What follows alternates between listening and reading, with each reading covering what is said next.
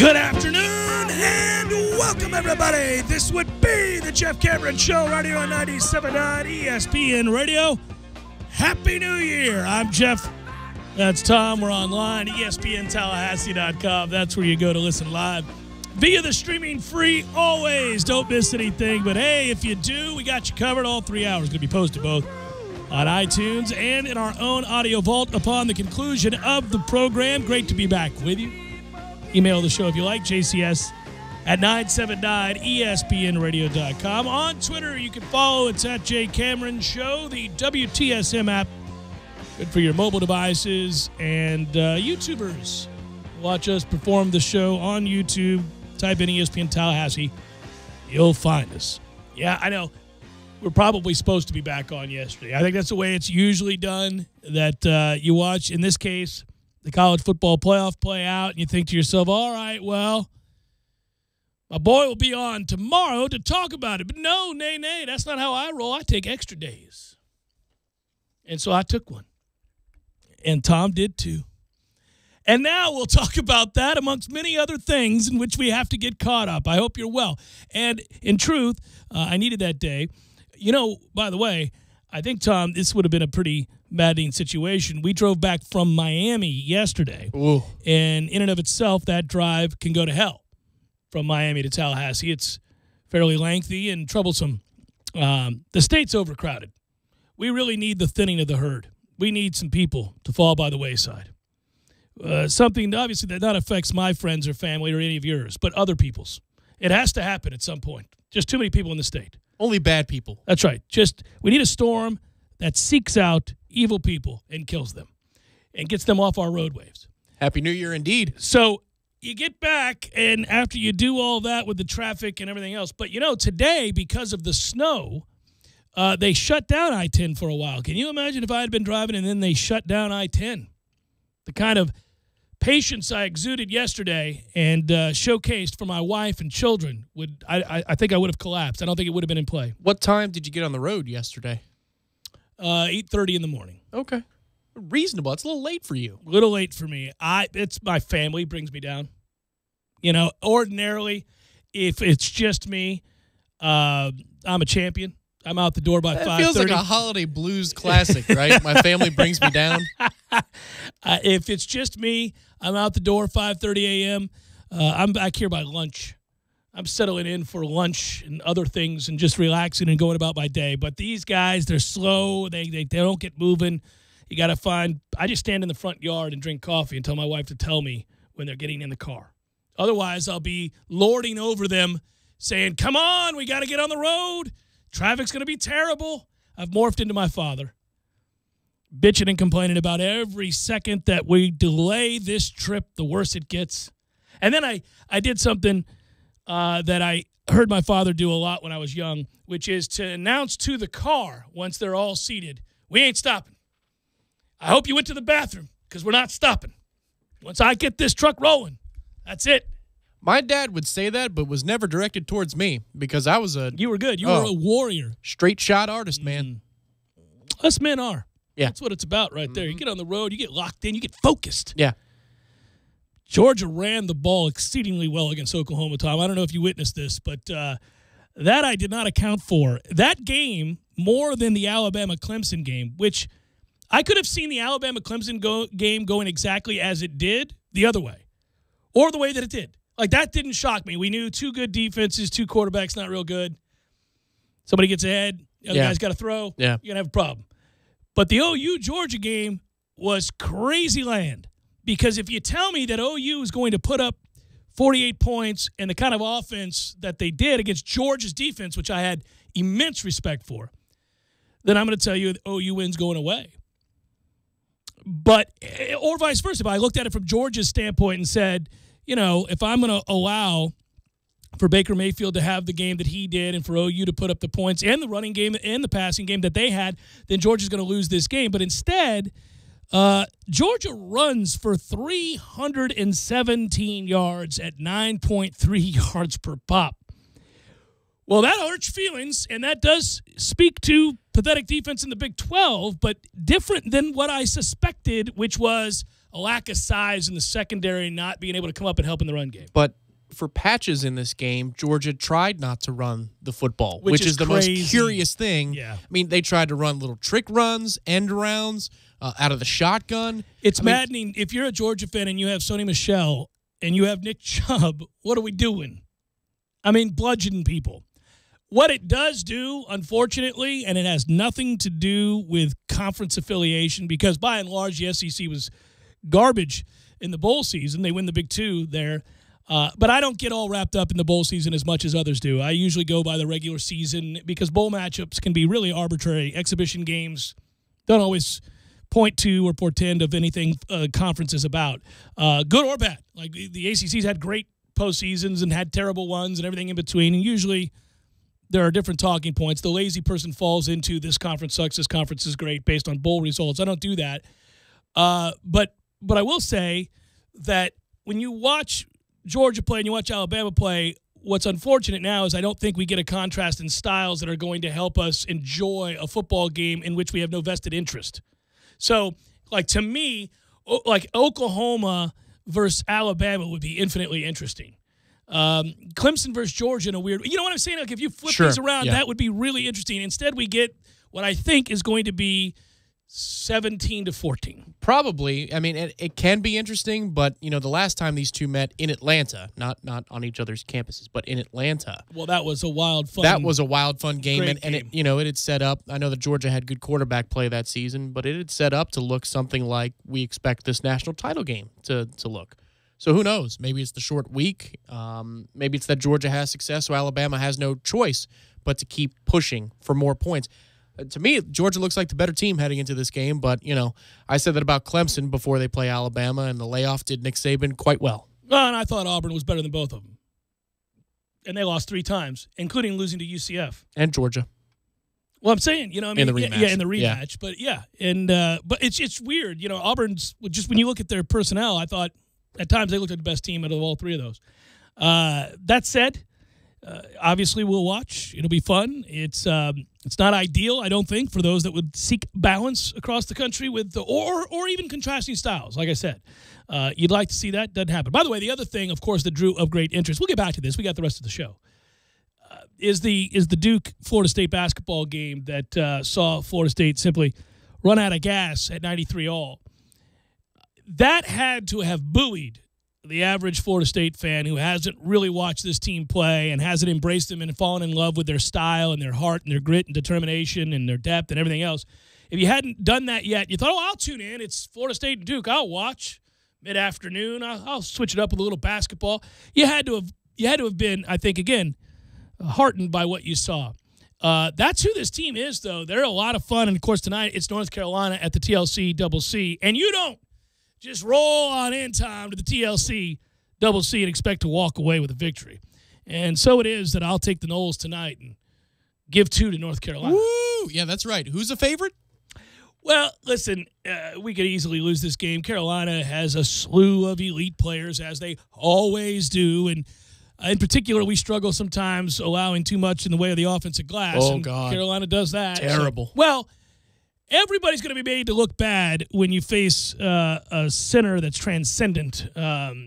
That kid that's something different, man. That's just wrong. That's true, but it's been a problem of ours before that game even tipped off. Which I've talked about, but that's really exposed when you've got a one and done of his magnitude. That freaking kid. Every time I looked up, I wanted to complain. You got to box him out. Just shut up. Yeah, but, you know, even the rules changed for him because he can bank it off the shot clock there. Which was weird that nobody thought it important to go ahead and check on that. I mean, we're watching the replay 6 different times, and I'm like, that's off the shot clock, man. I can see the entirety of the backboard, and the ball is not in the shot, but it ricochets off of something that lands in the net. How's that possible? I wonder what that was. I should take a closer look at this. Yeah, man, that was rather frustrating.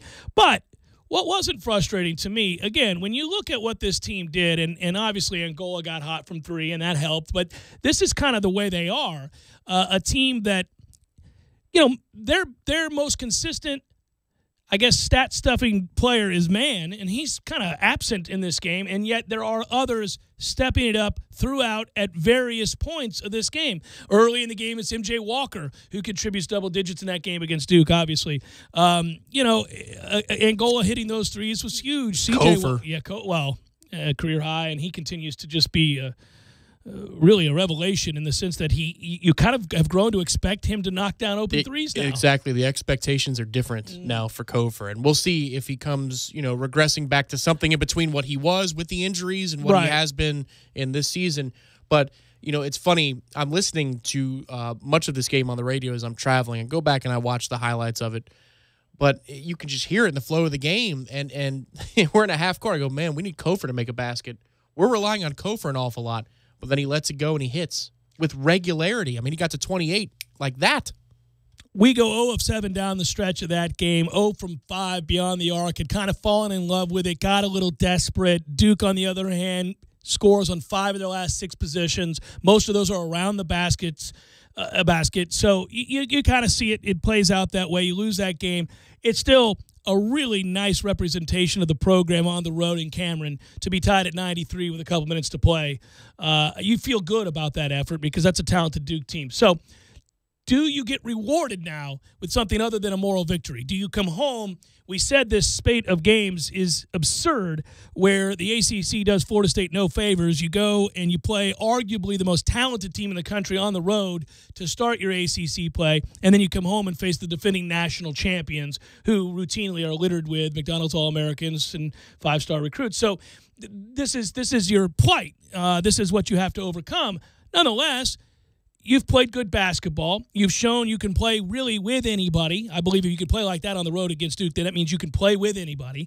But you got to get wins when you can get them, and they're really good at home. We know that. The winning streak is the winning streak, and we've talked about it for some time now. I hope that whatever, this morning's weather, the hangover from the holidays, whatever you want to look at, doesn't have an effect on attendance tonight. I'd love for this to be the rare thing that people from outside this region don't realize actually exists, which is a home court advantage for Florida State at the TLC-CC, because it is. That place last year in its critical moments against better opponents, teams with better players or a greater collection of players of that caliber, came to life and helped Florida State win some games. Won possessions, won big moments, influenced the energy. It can happen again tonight. It ought to happen again tonight. It ought to be something that we're all excited about heading over there right after the show. Save for going completely cold from the field tonight, this team is up to that challenge. You're talking about the challenge for attendance, right? And that it's right after the holidays and everybody's, we've been everywhere. We've done everything the last couple of weeks, all of us. And now you're finally settling into your routine. It's like, whoa, well, there's a basketball game tonight. Well, it's a really good one. Yeah. And go. Yeah. But this team, the group themselves, they're up to that mental challenge, man. They're tough. They go on the road. They get down. I mean, think about it. There's what? 8-10 minutes left in the second half, and Duke pushes to a lead, and they push it into the 80s. And you think, oh, well, that was a nice run, man. We stayed with them as long as we possibly could. But this team, isn't as deep as it was, and the size probably too much to overcome here because Kumaje needs to get back in soon. That will help us greatly in the paint, offensively and defensively. And then we push back and we answer, and we take the lead again. I mean, it's just incredible how much fortitude this group has. And so they'll be up to the task tonight. As long as they don't shoot 10, 15% for, about a 12-minute span, they're going to be engaged from start to finish in this game. They're going to give themselves every chance to win. Yeah, the offensive glass, man. You cannot allow for bucket upon bucket to happen because of second-chance opportunities. It's an area of grave concern going into the night's game. It's been our problem this year so far. It's something I'm a little worried about tonight. I don't think we'll continue to shoot that well from the three-point line as we have these last few games. It's been something to behold. I don't think that's a reasonable expectation. But the balance of power on this roster is something that we cited earlier in the year, which is that you can have a good player or a starter have an off night, and you got other guys because there isn't one person that everybody defers to. Everybody in a given night can be the hot hand, and the others will do the deferring in the moment once it's recognized, and I love watching that. Yeah, one would think that man has to be a much bigger factor earlier in this game tonight than he was up at Cameron. He's just such a unique player. He's a weird player. There are matchups for him where you just know he's going to have a big night. It usually has to do with mismatches in terms of the fact that he's kind of a tweener. But sometimes you look at matchups and you go, because he doesn't possess a consistent long-range jump shot, you feel like he's going to have a tough go. And it'll be interesting to see what he is tonight. I didn't suspect that he'd have a great night against Duke, a good day against Duke. He didn't. I didn't know that Angola would go off or that Kofor would be as good as he was, but you knew you were going to rely for points from somebody else.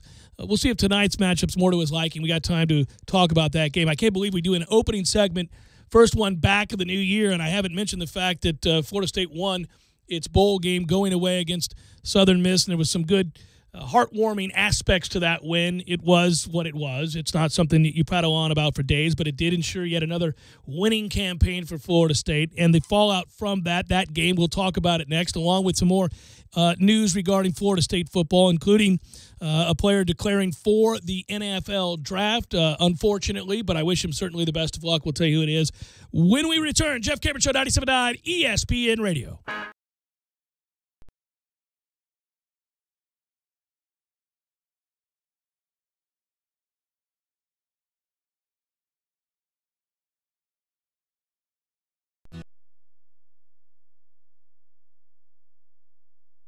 In business for 16 years with long-term, knowledgeable sales associates. They have the latest wheel balancing machine in the industry. And for passenger vehicles, they service AC, brakes, suspension, tune-ups, and much more. Never sit through a long wait. Nice Tire and Auto has 10 service bays to get you back on the road quickly. If you have tire problems, check out their large inventory with various Goodyear and Michelin tires. Nice Tire and Auto Service, 4792 Bluntstown Highway, 574-4100. I'm talking tough, like a state of mind. Tough like a soldier on the front line. Tough when it gets rough, like my Ford truck, always enough. I'm talking tough. Franklin Spring Creek Ford, the place to find your next truck in southern Georgia. I'm talking tough. Hey y'all, we're Chris and Preston from Low Cash. Head to Franklin Spring Creek Ford and see them about all of your vehicle needs. Sorry, boys, I did not have time to pack. We got this. It's right here, guys. We got this. I thought I could handle it. We got this. Moving doesn't have to be a hassle. Call us first at 2 Men on a Truck. No matter the move, home or business, we'll make it a smooth one. I forgot something.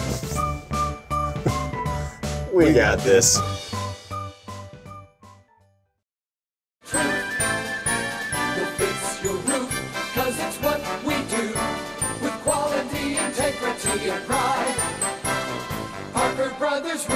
Professional every time, stay safe and dry inside. Hey, this is Travis with Parker Brothers Roofing. No one besides us wants to hear that you need a new roof. It's one of the biggest home improvements you have to make, and Parker Brothers Roofing understands. We now offer financing for 0% over 60 months. Yes, that's 5 years. Call us today for 5 years interest-free financing on that new roof. 656-8112. That's 656-8112, or go to parkerbrothersroofing.net. Parker Brothers Roofing, professional every time, stay safe and dry inside. License number CCC 049350. Want better gas mileage and a longer lasting engine? Change your oil every 3 months or 3,000 miles, whichever comes first. You know that sticker on your windshield? Don't look at it now. Wait until the next red light. Okay, check the number on your sticker. Then check your odometer. Is it time? There are 19 Tallahassee area Super Lube locations, which means there's one close to you right now. No appointments, and you're in and out in no time. You could do this today. Super Lube, for better gas mileage and a longer lasting engine. How I love to Super Lube my car. Yes, sir.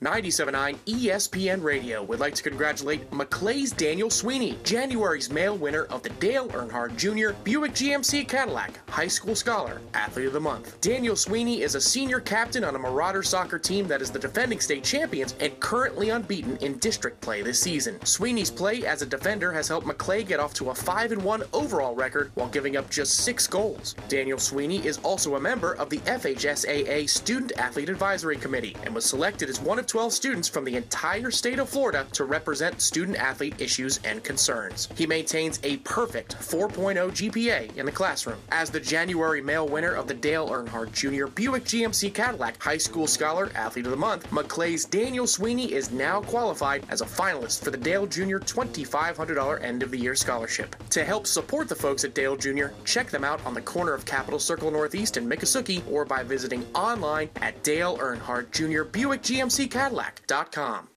As a small business owner, you make every dollar count. So what could you do with $10? Go to Vistaprint.com today and you'll get 500 high-quality custom business cards for only $9.99. That's less than 2 cents per card. And at Vistaprint, your satisfaction is absolutely guaranteed. So it's never been easier to turn 500 strangers into connections. Just visit Vistaprint.com and use promo code 3535 at checkout. That's Vistaprint.com, promo code 3535. Does your basement or crawl space have damp, musty odors? Do you worry about indoor gases and pollutants? Everyday living generates moisture that can nourish mold and odors, even asthmatic triggers. Indoor pollutants linked to respiratory ailments, birth defects, and cancers can become trapped in your home. You can't buy health, but you can buy Wave's moisture control and air quality products. Wave Home Solutions for a dry, healthy home. Satisfaction guaranteed. Go to dryhome123.com. That's dryhome123.com. You're listening to The Jeff Cameron Show on 97.9 ESPN Radio.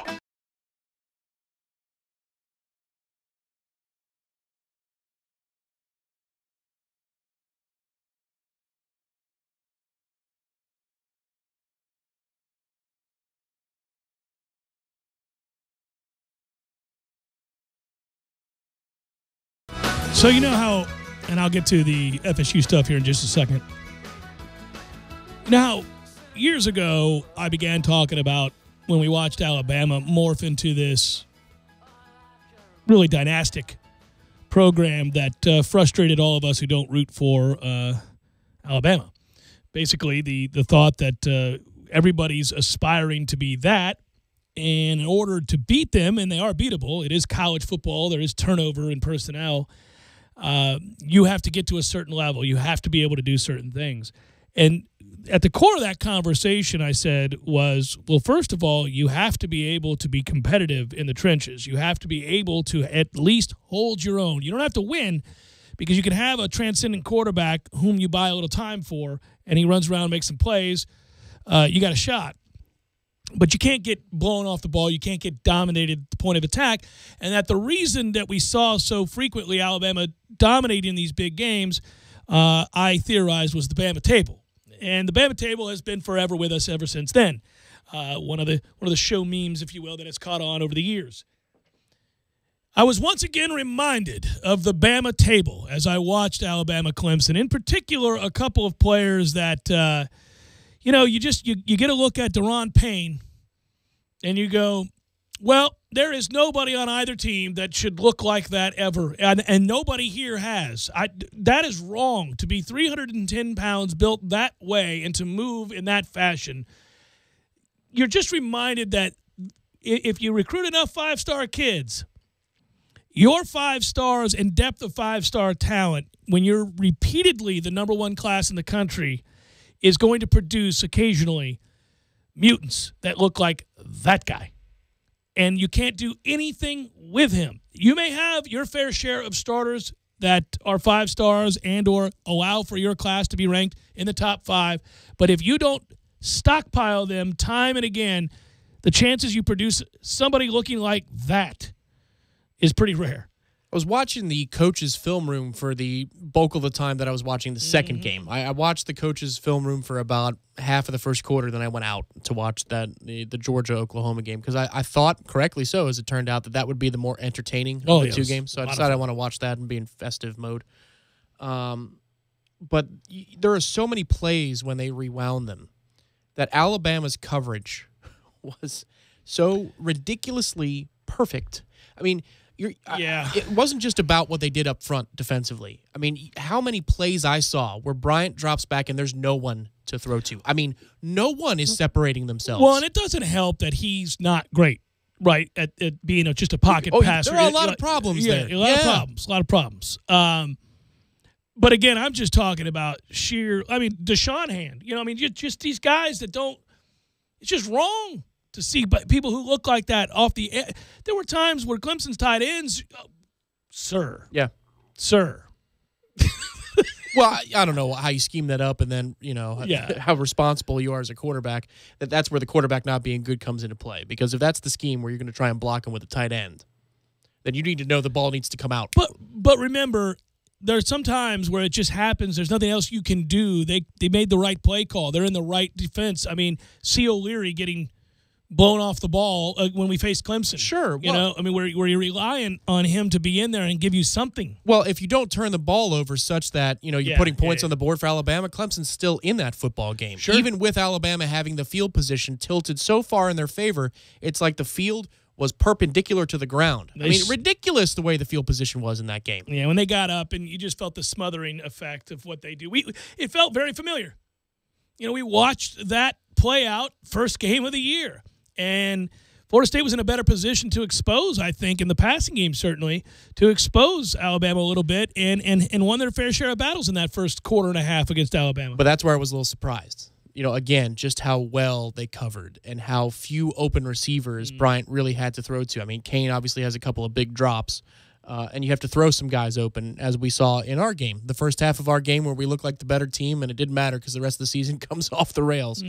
But, Francois throws Tate open on a couple of balls, and obviously we didn't get that pass interference call, but it's the same kind of concept. You have to be able to make those throws into windows that hardly exist in order to open up other things for yourself. Yeah, it's tough sled when you're going to beat Alabama. If you're going to beat Alabama, it is possible. I'd certainly give them the advantage here against Georgia with a freshman quarterback. ETN going down didn't help either. I mean, you don't want to rely that much on a freshman, but his speed matched what was necessary in order to have any success whatsoever against that defense. It's funny, too. That's why we were talking about earlier this year, like how much would Cam play a role in our game, given that it was his first collegiate game.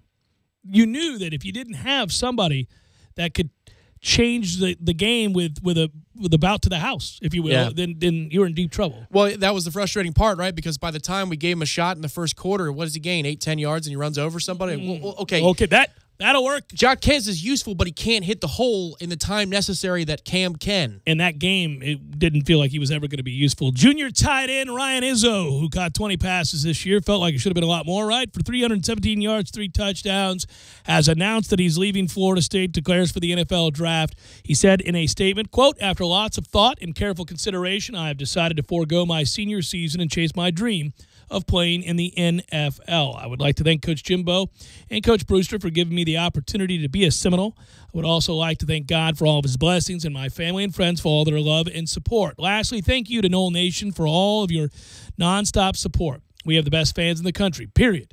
Florida State gave me an amazing 4 years, and I will forever be Noel-blooded."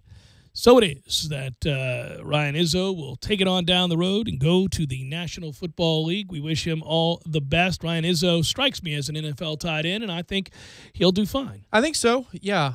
He just, the commitment to blocking, sometimes the coaching staff would excoriate him for not being fully committed, but he has the physicality to do it. I mean, hell, I didn't think Nick O'Leary would stick on a 54-man roster, and he has. And so, yeah, he's a unique talent in that he isn't blocking anybody in that league. Right. But he is outrunning linebackers, and he's certainly bigger than safeties, and he's tough and makes catches in traffic and is an offensive weapon. Buddy, the double move he pulled for his touchdown catch, that's evil. I was watching the Bucs game and the Dolphins-Bills game, and they showed the all-22 of that. I mean, it looks like it's absolutely going to be like a post or a corner route, and then he doubles back. He's got some moves in the open field. Anyway, long story short, Ryan Izzo is much more of a prototypical body type for the next level, so hopefully he does make it. My favorite play of the aforementioned Dolphins-Bills game was the Kyle Williams touchdown. You don't get the fat man touchdown that often, and you got it there up close. And then, of course, they do the Any Given Sunday celebration afterwards, which is the best part about a bad movie, is that celebration scene, that and Al Pacino's locker room speech, other than that terribly stupid film. But I was reminded of that cool celebration after the big man scored, and it made me smile. He's given his whole career to Buffalo. Then they find out in the locker room, which is also great footage, as Cincinnati beats Baltimore, which leads me to this coming back around to you. My man has signed on for another 2 years. Folks at home listening, a peek behind the curtain, just because you do not know how much it bothers Tom Lang that a certain coach is still employed and will continue to be. He has not won a playoff game. No, he's 0-7. Is that correct? But he got extended. I mean, they did it, man. They did it. It was reported. Schefter ran with it, which means it was good. Marvin Lewis back again, baby. 2 more years. Woo! Marvin Lewis. If he lives out the remainder of his 2-year extension, I'm sure he'll be extended. But let's just say he gets the end of that extension. He will have coached in Cincinnati for more than half my lifetime. He started and won nothing. He started as the head coach of the Bengals, my man, when I was a junior in high school. Yeah. And he has won as many playoff games with the Bengals as you have. As I have. Here's the thing, right? So this is comical. I think everybody has a good time with it. I did laugh when I heard yesterday one of the many insights as to what this means for football and Marvin Lewis and the Cincinnati Bengals. And the person on ESPN citing Marvin Lewis's extension to his contract said, listen, I may get blowback for this, but I have to tell you, it's a sign of progress when an African-American male can retain his position despite overwhelming evidence of being nothing short of average at best for as long as Marvin has. Because black guys don't get the opportunity to suck for as long as he has, ever, in any profession without being summarily dismissed rather quickly. Usually by year 3 or 4 of being average to subpar, you're done. We're moving on here in the Good Old Boy Network. But not in Cincinnati, where they see Marvin as their lone coach for eternity. Yeah, there's no doubt. To me, bums come in every color, and so I'm just saying, there are a lot of bums that get fired every year. The history of the league suggests if you're black and average, you get fired quicker than the average white coach, period. I think white people, black people, and everybody else can admit that just looking at the league's history. So my man is like, not me. I'm still here kicking it. I don't have to achieve nothing. Dirk, you got extended down in Tampa? Well, I did too, for the 7th time. Good on you, Marvin Lewis, 2-year contract extension, which I know you're. God. Hey, listen, maybe your kids will get to see the great Marvin Lewis coach someday. I'll die before he's done. That's what's going to happen. Let's talk Florida State football staff momentarily. Jeff Cameron Show, 97.9 ESPN Radio.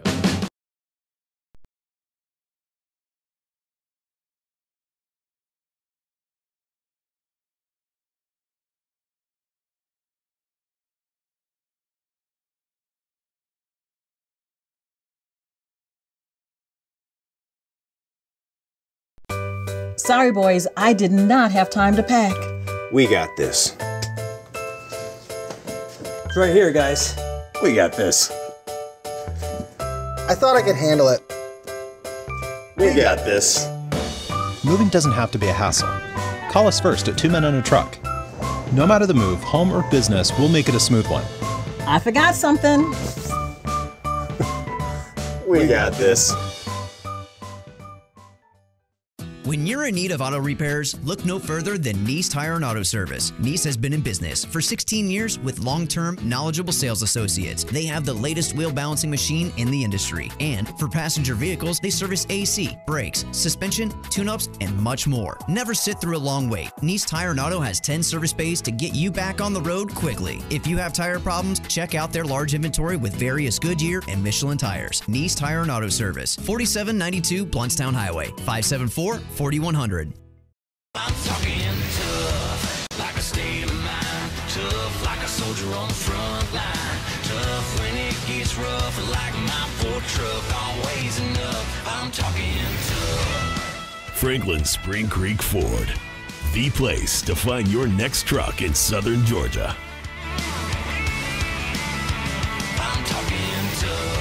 Hey y'all, we're Chris and Preston from Low Cash. Head to Franklin Spring Creek Ford and see them about all of your vehicle needs.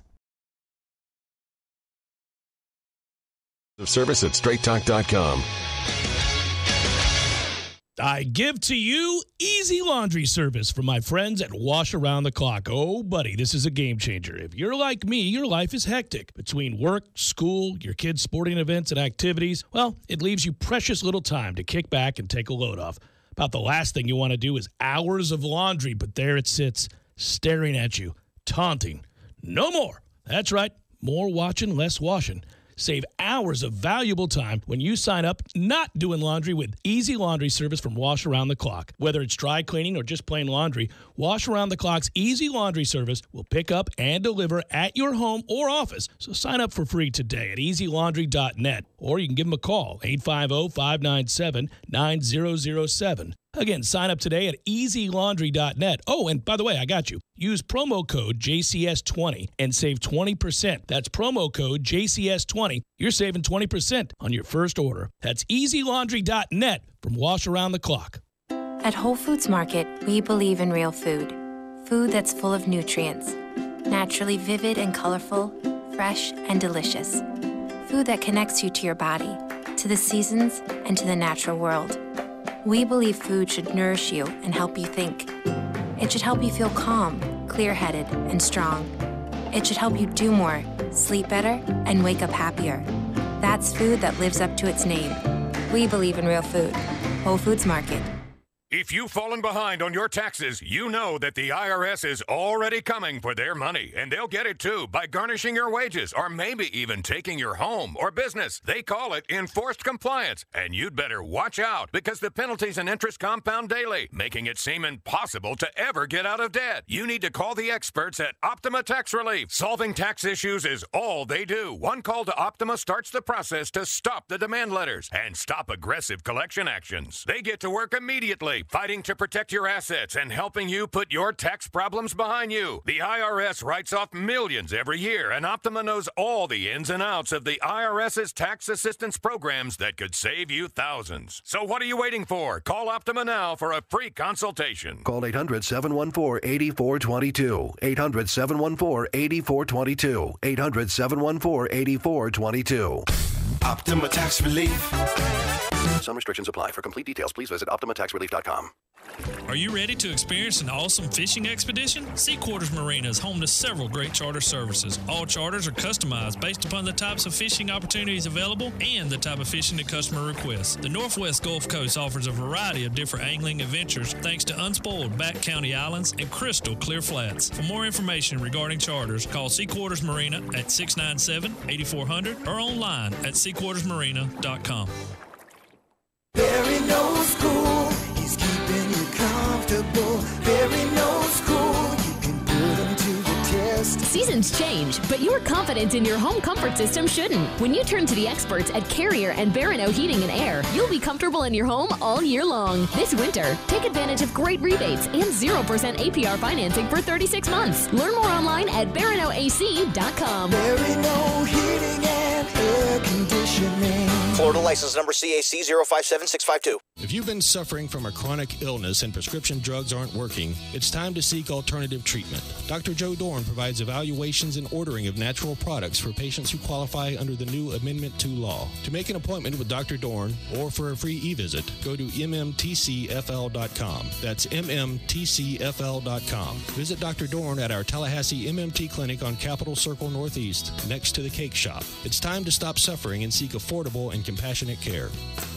JCPenney has everything you need for the new year. Friday through Sunday only. Find up to 60% off throughout the store on select items like coats, winter accessories, boots, and activewear for the family. Get select men's outerwear, winter accessories, and exertion activewear for 60% off. Plus, keep the kids warm with 60% off select coats, hats, gloves, and exertion performance fleece. Got a gift card? Use it today in-store or at jcp.com. Hurry in, JCPenney. Offer valid 1/5 to 1/7. Offers represent savings on regular or original prices. While supplies last, some exclusions apply. See store at jcp.com for details. This is the Jeff Cameron Show on 97.9 ESPN Radio.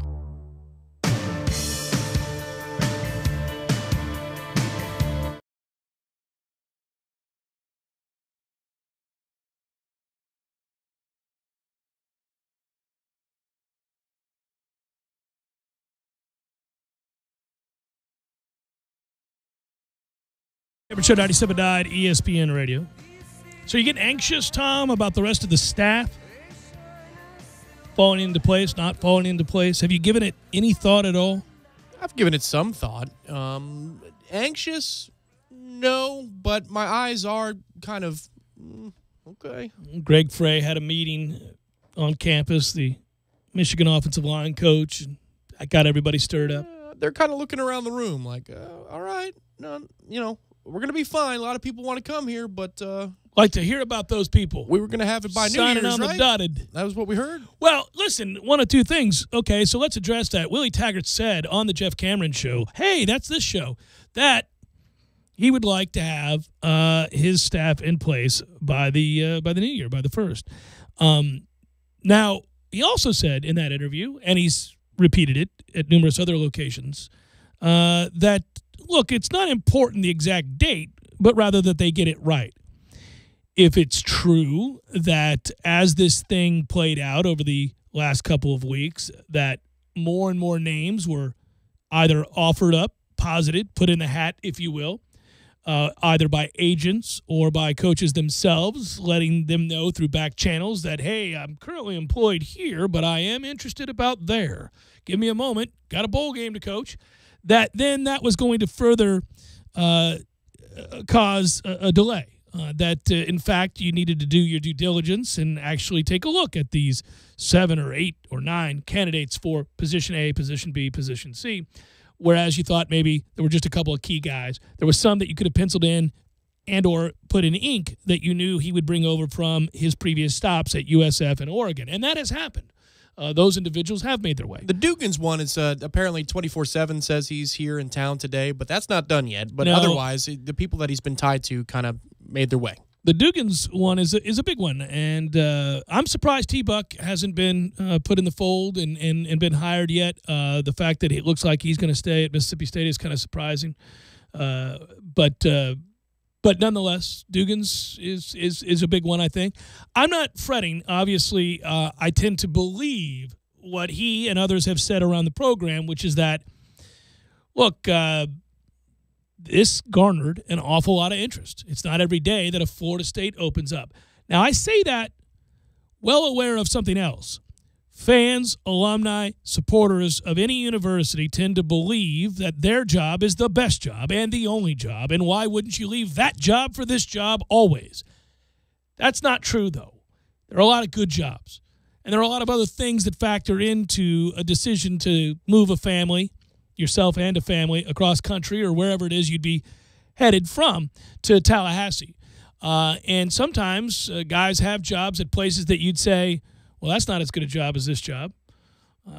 Might be true, I guess, but all things considered, there are other factors, and they don't just automatically take that opportunity. So, there's a vetting process. There's an interview process. It is important to get it right and get guys that want to be here and also guys that mesh well with the staff that he's putting together. Well, I think it's also important, too, that, to note what your responsibilities would be. Your title might be the same, but your responsibilities might be drastically different, be it recruiting area that you're covering, or be it, for example, if you were an offensive coordinator under Jimbo Fisher, that's a little bit different than being an offensive coordinator, say, under Nick Saban. There's going to be some more responsibilities on the offensive coordinator at Alabama than at Texas A&M or even here at Florida State now, where Willie Taggart is likely going to be calling the plays. So the fit and the role matters too. But at the same time, I don't think there's any doubt at this point that Jim Leavitt was the number one guy that Willie had circled, and Oregon said, listen, we're paying Cristobal nothing, so we're going to pay this guy a lot of money, and if you want to come up to that number, we're still going to outbid you, because screw you, we have all this money. And that's unfortunate because it set us back. Clearly, it set us back because there was not a clear plan B for the defensive coordinator position. Just my take on it. I don't have any inside intel beyond the fact that Leavitt was tabbed as the guy. I think he wanted Jim Leavitt. I don't know that there wasn't a plan B. I think he thought that Jim Leavitt would come because he could not have predicted that Oregon would pay him $1.7 million for guys 61 years old, and they're paying him an obscene amount of money to stay. But as you noted, they had saved money with the hiring of Cristobal as their head coach. Certainly they have money, Nike money at that. So they wanted a form of continuity. Everything that they had just established and put in place was being broken to pieces, and they didn't feel like completely starting over once they lost their head coach. Yeah. So they maintained some consistency. They kept Cristobal. They paid Leavitt. I think at that point, obviously his attention turned to a couple different people. yes, would it have been easier? Would the transition have been smoother had he been able to just bring Leavitt with him? Yeah. Did it set them back? I don't know that I would use that. Well, what I'm saying is, here's why I think so. If there was a clear plan B, because usually you think you're going to execute the plans, right?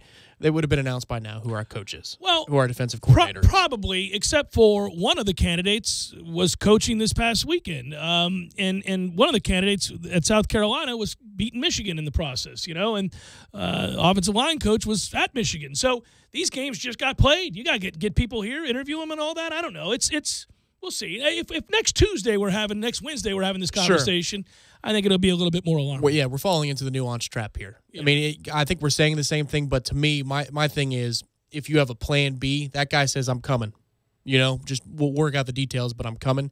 Instead, what we've had to do is open up the interview process, and we've had to have, reports of different coaches coming and going. Willie wants to meet these guys, whether it's here in Tallahassee or they meet in a third-party location, and therefore the interview process can take place, and Willie can vet whether or not he would be a fit at Florida State. It's not somebody he said, well, if it's not going to be Jim, it's going to be Coach X over here. Cherry's coming. And that's all right, because I was going to make him a position coach, but you know what? He's ready. Let's make him the defensive coordinator. We can announce that right by the new year. Clearly, his timeline, Willie thought these things would be done right around New Year's Day, but we're getting to Wednesday the 3rd, and there aren't even whispers about something being a done deal when it comes to defensive coordinator. Meanwhile, you did see, and we'll be forever tied to this as we watch the process play out at another location. Basically, Jimbo's staff is in place at Texas A&M, and it's not impressive in the slightest. And for a guy who we thought would hire a slew of really elite assistants had he stayed here, you wonder if, in fact, that would have happened, given what we've seen him assemble at Texas A&M. I know we're not forever going to play the role of, hey, compare and contrast to Texas A&M, but it is pertinent in that we were told and we thought certainly that there would be a massive overhaul here filled with elite names from all around the country. I'm not so sure that would have played out. Well, and you're in a unique position here for this recruiting cycle, too, because there are relationships that Jimbo formed, and the kids are going to kick the tires on Texas A&M while still considering Florida State and vice versa. That's the other thing here, too, is recruiting's about relationships. And even though we're not going to get into many recruiting battles, we don't think, with Texas A&M over the next 5 years, right now, yeah, I mean, the kids are doing a lot of listening. They're kids who Willie Taggart talked to at Oregon, but they never considered Florida State until Willie came to Florida State. These things kind of happen. So watching how those staffs are assembled, and I think Coach Brew was probably the best hire that Jimbo made because he's had experience in recruiting the Texas area here at FSU, and now he's got a local school on his polo instead of Florida State. That's a big hire for him. But other than that, yeah, I mean, Coley turned him down. I mean, I find that interesting too, that James Coley said, yeah, thanks, no thanks. I think the guys that he turned to Coley is my point. Let me say this. I think, thinking about Brewster going to A&M, just my 2 cents on this, I think the only reason Brewster goes to A&M besides money is that Jimbo leaves him alone. He doesn't fall under the same umbrella as other assistant coaches who have to work more closely with him on a day-to-day basis. I mean, he's basically a hired gun in recruiting. He's a tight ends coach. He's not having to deal with the wrath of impatient Jimbo on a daily basis and all of the degradation that comes with that, afternoon to afternoon to morning to night to you name it. I think he's basically, hey, go get us players. Okay. Well, he wasn't staying here. I mean, if you just study the social media of Florida State and Willie Taggart when he first took over, who's making the trips and who isn't. Sure, you knew, yeah. Brewster wasn't on any of those flights, if I could speak. But there was rampant speculation that he would be going to Gainesville at the time. The thought was, well, it looks like Mullen's going to scoop him a winner and have himself a higher gun in Brewster. So that's, I think, where the win for Jimbo came from, is that Brewster might have been courting other locations, not Tallahassee, and Texas A&M won out. But you're right. I mean, when you pay somebody $7.5 million, you expect to hear, whoa, and they got him from Alabama, and they got him from Tennessee. They brought in Dickey, they've got Graham, they've got, I mean, listen, you're not going, whoa, wow, look at that. What a, no. I have more thoughts on this when we get around to next season. That's not going to end well. That situation speaks to a train wreck. And it's not sour grapes. I don't care one way or the other. We don't play Texas A&M. I'm indifferent. I'm just telling you. They may make a splash offensively in the first year because when he has to win by putting pieces together, he can. I mean, that's what he did here. He worked with what he had. But then once he got his guys in place, he had an offense, and it was a certain way. And we're going to make a bet on this. It's not going to work. Well, no, I'm not saying it translates to wins. I'm not saying they're going to win 9 or 10 games. They're staring 8-4 at the face at best. Yeah. We're not arguing that point. All I'm saying is Jimbo has proven in the past that if he gets to a situation that's less than ideal, he will open up the playbook and do things unconventionally. Yes, he has. It's going to be unique, though. He's certainly going to be at a place where he doesn't every Saturday have the better players, and he's going to be at a place where he's starting in 4th place in the division. So he didn't have to deal with that here, and it'll be very interesting. I'm actually intrigued. Hang on now. What did we finish in the division this year? Well, that was his doing. I'm saying he and last year. Yeah, he drove us into the mountain. I'm saying he's going to begin that way now every year, starting in 4th place at best. That's kind of that's where he starts. Let me also say this real quick. One side note: college football. Arizona fired Rich Rodriguez yesterday after 6 seasons in the wake of sexual harassment allegations. What are we up to? I'm not making light of anything. I'm just curious how many prominent coaches, political figures, entertainers in the last month and a half. What do you think? Yeah, well, I mean, it's amazing. It's quite the number, and they're people you heard of. You know, always, and it's all. And here's the amazing thing. By the way, there's more to that. Again, I'm not going to. This is a cut and dry issue. This is, if you can prove that, then it's over, right? The reason it's important and the reason it's interesting to me is that there was an investigation. This isn't just a claim. That investigation started in October, and it revealed a hostile workplace. So goodbye. It's over, and that's the end of that. After conducting a thorough evaluation of our football program and its leadership, both on and off the field, Robert Roberts, the president, and I, this is according to the athletic director, feel it is in the best interest of the University of Arizona and our athletics department to go in a new direction. And that would do it. When Rich Rod ever gets another Power 5 job? I wonder what the nuance is here legally, though. You know, just to look further into this, as I'm sure more details will come out. It's a big story out that way. But he claims that there was an investigation. They talked to current staff, former staff. They put him on a polygraph, and he passed the polygraph. What's the nuance here? Is it that it was a hostile workplace solely for women? Was that this was the door that opened so they could get rid of him? What is there a nuance here? Is there an angle, or was it legitimately found that women had a tougher time working in that office than men did? And here's the proof: 1, 2, 3, 4. I would think, in the interest of not being sued, given that the investigation, which concluded at the end of December, could not determine that the allegations, well, they couldn't substantiate the allegations, as you just alluded to. So if that's the case, and then they turn around and fire him, they must have found any number of things that they found to be terribly troubling. Well, it would be wise to leak those to the media, because right now, the way it looks... Well, right now it looks like they're going to get sued. Right, exactly. And it looks like he might have a case. You know, because I mean, how's ESPN going to hire that guy right now? You can't touch him. Right, he's untouchable right now until this gets worked out, until they figure out what did or did not happen, without question. And again, I didn't launch down this path to get into a debate of that nuance. Not that you're provoking that. What I'm saying, no, I'm just interested to see how it all falls. Me too, because what I would say is, when you publicly do that, you have now made him persona non grata. He's got no shot to go anywhere, whether it's another football job or on air as an analyst. And you will be sued for that, especially if there is nothing that you could substantiate, which suggests to me, don't know, just a guess, that they have something of great magnitude, especially if he doesn't then in turn sue and or push to be cleared of these. If they do, and he continues to deny it, he can stand next to Patino as they're being frontmen for the Polygraph 3000. And they can tear up a little bit, hold hands. I passed this polygraph. Rich passed this polygraph. Okay? They give courses on how you can, too. Hour number 2, Jeff Cameron Show, 97.9 ESPN Radio.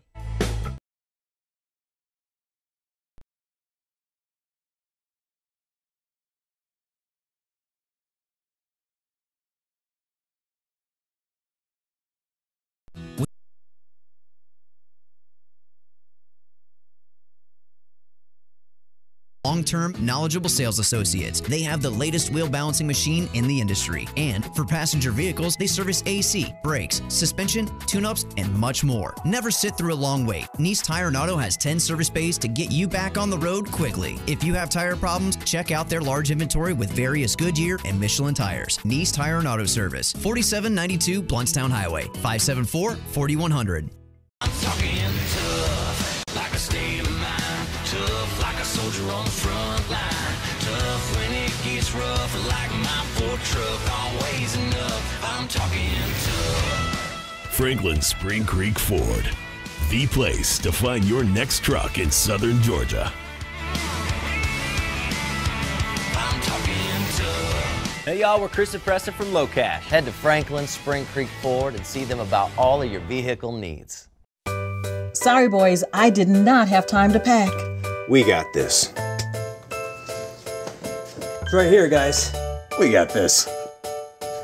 I thought I could handle it. We got this. Moving doesn't have to be a hassle. Call us first at 2 Men and a Truck. No matter the move, home or business, we'll make it a smooth one. I forgot something.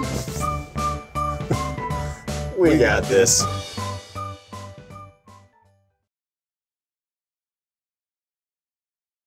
When you sign up, not doing laundry with Easy Laundry service from Wash Around the Clock. Whether it's dry cleaning or just plain laundry, Wash Around the Clock's Easy Laundry service will pick up and deliver at your home or office. So sign up for free today at easylaundry.net, or you can give them a call, 850-597-9007. Again, sign up today at easylaundry.net. Oh, and by the way, I got you. Use promo code JCS20 and save 20%. That's promo code JCS20. You're saving 20% on your first order. That's easylaundry.net from Wash Around the Clock. At Whole Foods Market, we believe in real food.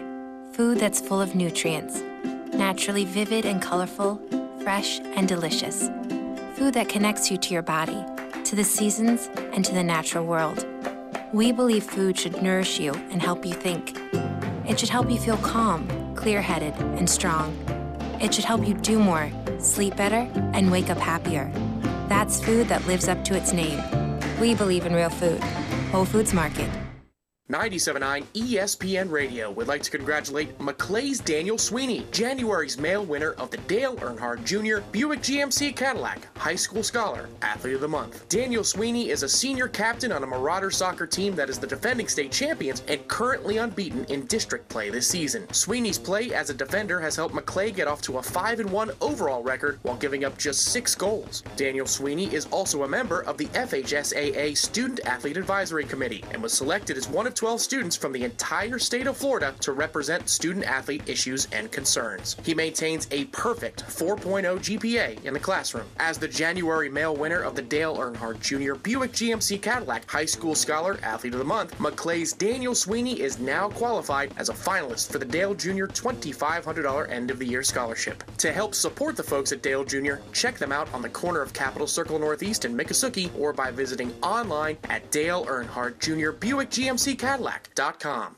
The City of Tallahassee Utilities says 'tis the season to save energy and money. And that's why your own utilities says it's time to focus on those Energy Star appliances like clothes washers, dishwashers, refrigerators, and freezers, even pool pumps and water heaters. Rebates range from $40 to $300. AC and heat pump rebates go as high as $750. And when you buy Energy Star appliances, you save twice. You'll save when you get the rebate from the City of Tallahassee Utilities, and you'll save again on your utility bill, because it's a fact that Energy Star appliances use less energy than their non-Energy Star counterparts. So look for the Energy Star when you shop local for appliances this holiday season. Get all the Energy Star rebate details at talgov.com. Your own utilities. Click on products and services, and all will be revealed. 'Tis the season to save. Save energy and save money with the City of Tallahassee Utilities Energy Star rebates. You'll save with the rebate, and you save on your utility bill. Happy holidays from the City of Tallahassee Utilities. Your own utilities, and America's #1 public utility.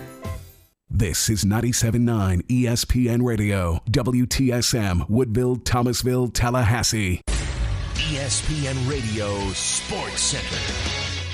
I'm Kevin Winter. Wednesday night, it's a ball night, full slate of NBA games, and we got a handful of NBA stars who are already sitting out tonight, and most of them are on the second night of a back-to-back. Cleveland had already announced Isaiah Thomas would not play tonight in Boston. Made his season debut last night, did IT, 17 points, 19 minutes. He hadn't played since last year's Eastern Conference Finals with a hip injury, so the Cavs have decided He wasn't going to play tonight. Cleveland makes the first of 2 visits to Boston on the year. It's yours. Game 1 of a doubleheader on ESPN television beginning at 8 p.m. Eastern Time. Also tonight, the second of a back-to-back for the San Antonio Spurs. They're in Philadelphia. Kawhi Leonard, Tony Parker, Danny Green, and Manu Ginobili all sitting this one out. Leonard and Parker are sitting out as part of their comeback plan, some injuries. Ginobili is out for rest. Green out with a nagging groin. Also, Rudy Gay is going to miss the game with a right heel bruise. And Novak Djokovic still unsure whether or not he's going to be able to play in the Australian Open Championship, where he's got half of his 12 majors. Djokovic has been dealing with pain in his right elbow, had to withdraw from a recent event on December 30th in Qatar. To win in basketball, you got to play great coverage. And with Straight Talk Wireless, you know you're getting great coverage because they use the exact same 4G LTE towers as the big carriers, but for a lot less. Straight Talk Wireless, only at Walmart. Refer to terms and conditions of service at straighttalk.com. This is the Jeff Cameron Show on 97.9 ESPN Radio.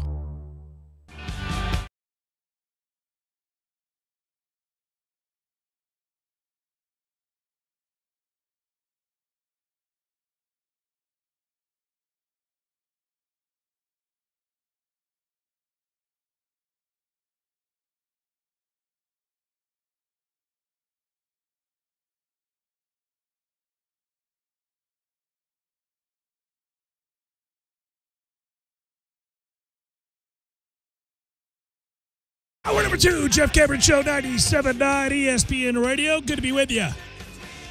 Jeff, that's Tom. We're online, ESPNTallahassee.com. That's where you go to listen live via the streaming free. Always, don't miss anything. We got you covered. If you do, we'll post all 3 hours of the program, both on iTunes and in our own audio vault. You can email us, jcs at 979ESPNradio.com. Find me on Twitter at JCameron Show, WTSM app for your mobile devices, and you can watch us on YouTube. Just type in ESPN Tallahassee, and you will find us.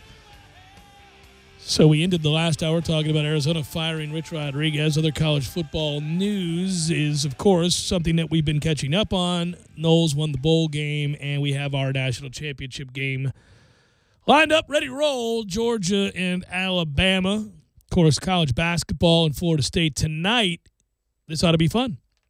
Interested to see how Florida State bounces back after, I won't say heartbreaking. I think that was a heartening display of basketball on the road at Cameron. I think this team will be all right, although that said, you risk it and worry about it when you play the schedule that Florida State does to start ACC play. You go from taking on Duke, who is as talented as anybody in the country, and then you turn right around and you play your defending national champions in North Carolina.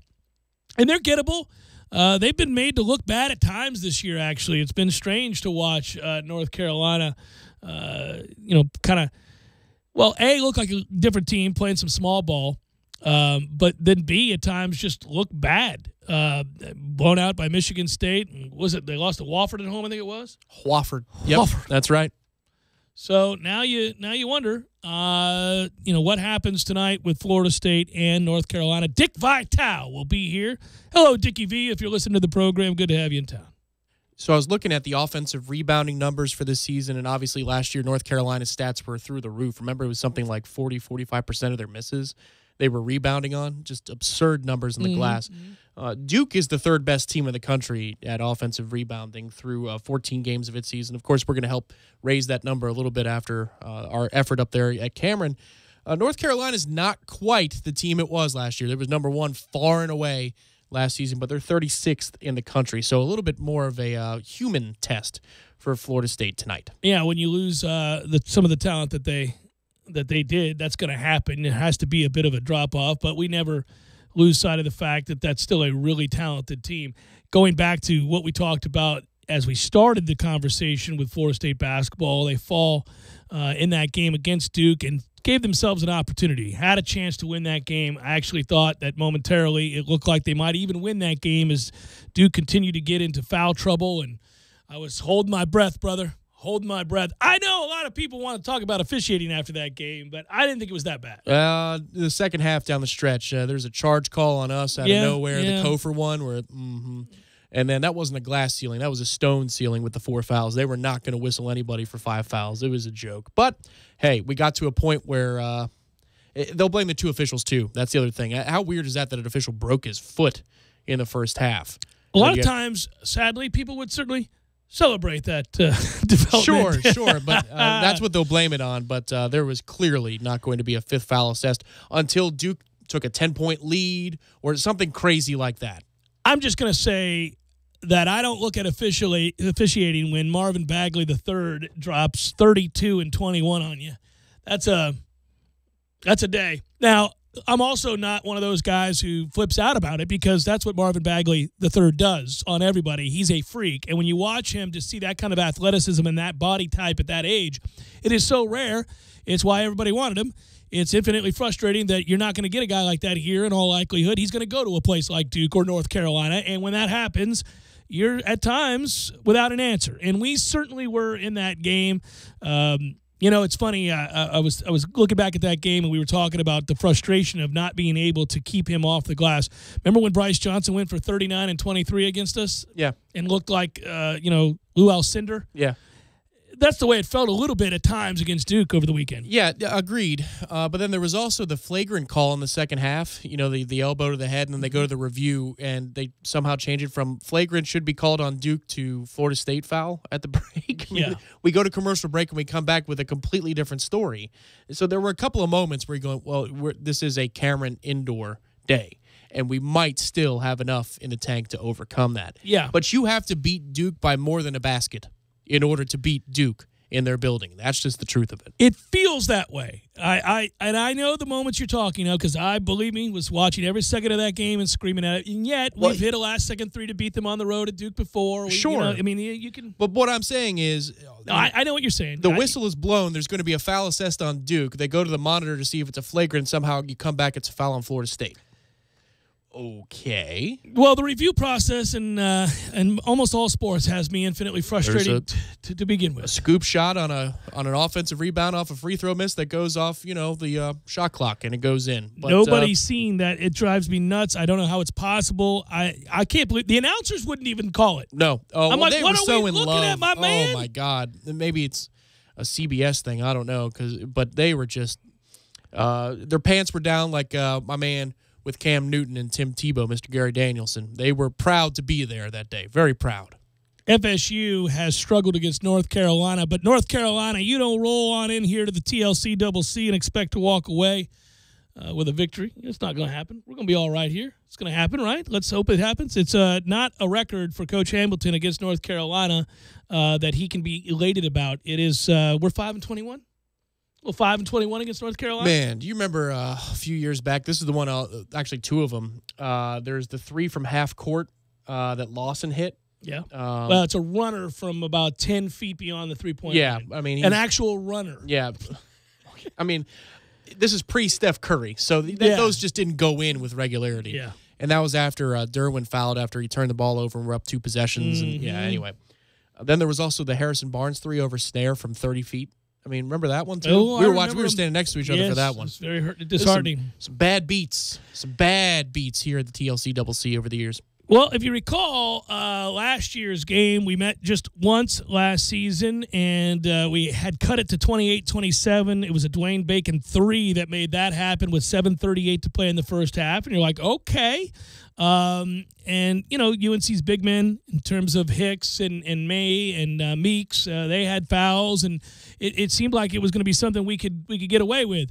But the second half, Carolina, once they went small, really they developed a working margin. They got up to 11 points a couple times. We did cut it to 3 at about the 8-minute mark, I think we did. Eventually, they pulled away. They beat us 96-83 in that game. FSU shot better from the field than North Carolina did in that game, and that's the frustration. I'm pulling it up right now, but weren't we garbage from the free throw line? I think that was the case. Yeah, 12-26 from the free throw line last year. That'll hurt your feelings. Something bothered me about that memory, and I had to go look it up. There it was, 12-26 from the free throw line against North Carolina last year. Yeah, let's see, though. North Carolina, it relies on some things that last year they didn't necessarily have to have. They don't have as much experience in the front court. And because of that, they like to shoot the ball from outside. And when they're not hitting those shots with great consistency, They could be made to look bad. Michigan State beat them 63-45. Wofford upset them 79-75. You got the game against Tennessee and Wake, neither of which was impressive for North Carolina in victory. So we'll see. Maybe it was that they were picking up 50% of their misses last year, but this is how good they were. They picked up 50% of their misses last year against us. Thankfully, it's not the same team, so I'll get off this point from here on out. But they were 31-73, so quick math tells me that's 42 misses. They had 21 offensive rebounds. They out-rebounded us 56-34 last year. I was surprised to see that Joel Berry is still there. Is he 42 years old? I'm pulling up his age right now. 42. Balding, kids, 3 jobs. He was listed as a senior. What the hell is that? Is he still there, right? Yeah, he's still there. Man, it never ends. Luke May's there. Still not any good from 3. It'd be nice to have Kamaji back in the lineup, but we don't, and so that's the way of the world. TLC Double C tonight. Sell out? Yeah, think so? Got to pack it in, get loud. The kids are back, aren't they? I think they are. If they so out of touch with the world because they right show now, up. Man, I'm in a fog today. Got to fight through this, get locked in, get ready to go. I'm happy we have a game like this tonight. I'm manning several ships today. I've got this show, obviously, and then I got to go over to the TLC Double C and catch a little bit of this game. I'm going to have to watch the second half later on tonight when I get home from doing PGA Tour stuff for Sirius XM. So I'm a little overwhelmed. I think they're back. If they are, then they're going to show out, and then we just need to fill up the rest. I think it'll be a sellout. Yes, it will. You know, a talking point here. We were talking football in the first hour. Of course we were. Now that Georgia and Alabama will play for a national title. I was listening, I think it was Taylor Zarsow who said, he was talking about a college football playoff expanded and what that would have looked like. Your 1 seed would have been Clemson, your 8 seed would have been UCF. You'd had Clemson, UCF in the first game. You would have had a 2 seed Oklahoma against a 7 seed Auburn. Auburn would have been an at-large berth, and so would have Alabama. Because you're going to take your conference champions, which means Georgia and Southern Cal would play. Georgia would be the 3. And, you know, you'd have your conference champions, and then somewhere in there, Ohio State. Conference champion, yeah. Yeah, Ohio State would have faced Alabama. Interesting. It is interesting.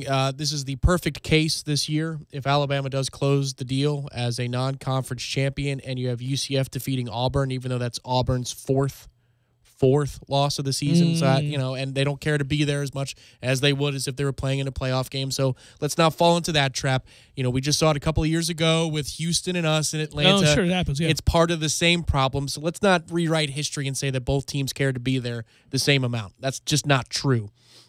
But this is the perfect trial year to see if there would be some movement in the conversation towards 8 teams. There's no doubt about that.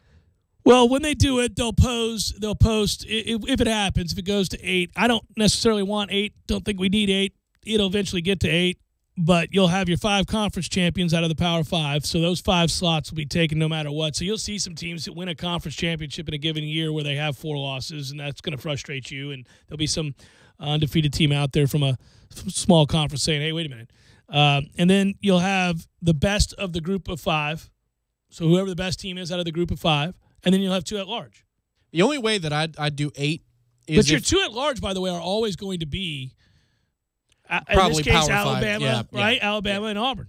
No, for me, the only way I go 8 is if you can guarantee me that the top 4 seeds get home games for the playoffs. I'd love to see a playoff game in a home stadium with a college football atmosphere. I think that'd be fantastic. Well, they've gone to taking away home games, if you will, or setting up situations by which schools have no choice but to take the extra money and move home games to cities like Atlanta.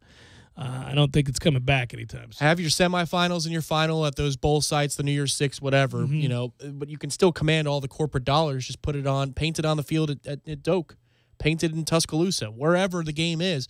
That would just be, to me, that's the cherry on top. I might be able to listen to the 8-team conversation if you tell me that we could have a playoff game here at Doak Campbell Stadium. That would be so cool. Yeah, the only problem I have, again, is we already have a situation where the importance of regular season games have been diminished. I don't want to further that. One of the things I have always liked about college football is that there is a real sense that if you lose a game week 5, you could be in real trouble depending on what your schedule looks like. I like that it's not the death knell that it used to be.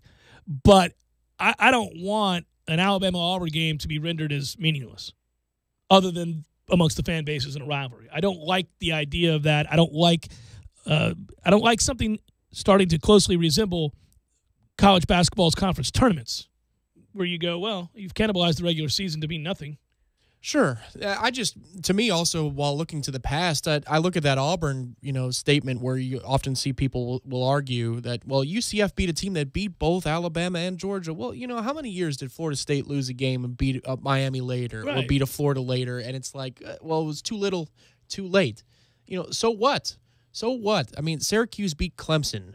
Iowa beat Ohio State by 30 points. Does that mean that Iowa is a better team than Ohio State? No. Does it hurt Ohio State in the rankings? Yes, absolutely. It held them out of the playoff. Right. Ohio State lost twice this year, once to Oklahoma, once to Iowa. But do you believe for a second that when you're looking at Ohio State and Iowa specifically, that Iowa's the better football team? No. Let's. If you want to talk about deserving too, then they got to politic better to get in the big boy conversation. You're not in a Power 5 league. That's just these. No, I don't know that anybody. I know UCF is going to champion their cause as they. No, you're just hearing these UCF talking points, and they're tired to me. Listen, you believe that they're a better team than any of the four we watched. Really? No. They might give Clemson a scare if Clemson can't score, but they're going to have much more success against UCF's poorest defense than they would against Alabama's best defense in the country once they got healthy. There aren't too many people who really think that UCF is better than a number of Power 5 teams that we could go down the list of. Would they give them a game? Could they beat anybody in a one-off? Sure, they just did it to Auburn, who I think is a better team. But, we've seen it over the years time and time again. If you don't care to be there, you get beat. Utah beat Alabama.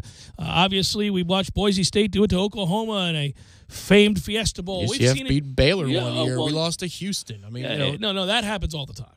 That happens all the time. And I was happy for UCF. I think the best part about the UCF story was Scott Frost.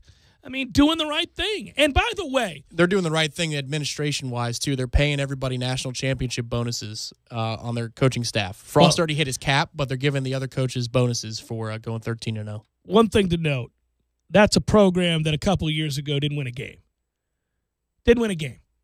So if you remove your emotion or anything else involved in all of this, you can just champion the fact that a program that didn't win a game in 2015, didn't win a game, turns around and goes undefeated. And the coach handles the exit far cry better than a certain other coach in the same state handles his exit. That is impressive. There is a lesson in how it can be done. It takes work. It takes effort from both sides. Yeah, the players have to buy in, too. Players have to buy in. The administration has to be willing to work with a coach, and a coach has to be willing to be malleable to some certain expectations of his new job and his old employment. All of these things, it can happen for the betterment of the program, the people involved in the program, the players, coaches, all of them. And that is what was on display. It's why I celebrated that win for them. It's why I was happy about it. I don't lose sleep over it. I don't think it means anything more than it was. But good for them. Right. Good for them is exactly right. You want to claim whatever titles, that's your business. You claim Auburn's claimed like 84 national titles, right? Too, yeah, so that's fine. But in talking with family over the break, you get sometimes into these conversations. Well, you don't think they deserve to be there? No. Well, the system is rigged against them. Yes. Yes. That's true. Yeah. But they also don't deserve to be there. No. I'm sorry. That's the end of the story. We're done here. Oh, that happens every year. There's a team like them. There's a team that's from a group of 5 conference. It's nice. Tulane went undefeated one time with Sean King. Tommy Bowden is the head football coach. Why things have changed for both gentlemen. Jeff Cameron Show, 97.9 ESPN Radio.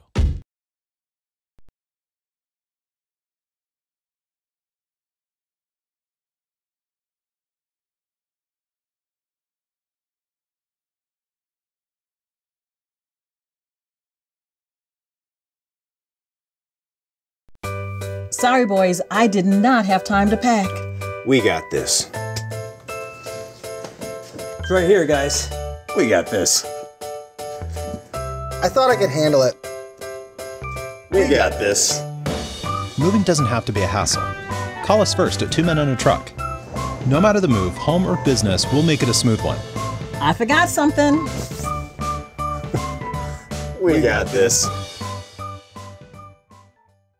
When you're in need of auto repairs, look no further than Nice Tire and Auto Service. Nice has been in business for 16 years with long-term, knowledgeable sales associates. They have the latest wheel balancing machine in the industry. And for passenger vehicles, they service AC, brakes, suspension, tune-ups, and much more. Never sit through a long wait. Nice Tire and Auto has 10 service bays to get you back on the road quickly. If you have tire problems, check out their large inventory with various Goodyear and Michelin tires. Nice Tire and Auto Service, 4792 Bluntstown Highway, 574-4100.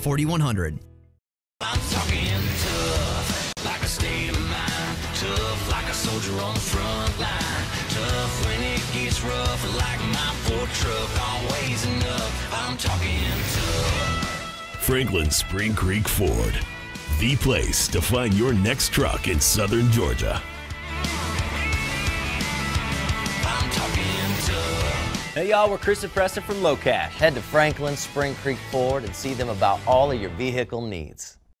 Parker Brothers Roofing, professional every time. Stay safe and dry inside. License number CCC 049350. Start your new year off right with all the DeWalt deals at Cornerstone Tool & Fastener. The store that brought you your build-your-own kit is taking it to the next level. Buy any, and we mean any, DeWalt Bear tool and receive a free, on-the-spot 4-amp-hour lithium battery. No mail-ins, no gimmicks, on the spot. Also, check out DeWalt's Impact Hammer Drill Kit and get a free tool promotion exclusively at Cornerstone Tool & Fastener. Cornerstone Tool & Fastener is also your home for OSHA-compliant dust solutions for all your concrete needs. 2 locations to choose from, 1110 Stuckey Avenue and 3269 Crawfordville Highway. Tallahassee location open on Saturdays, 8 a.m. to noon.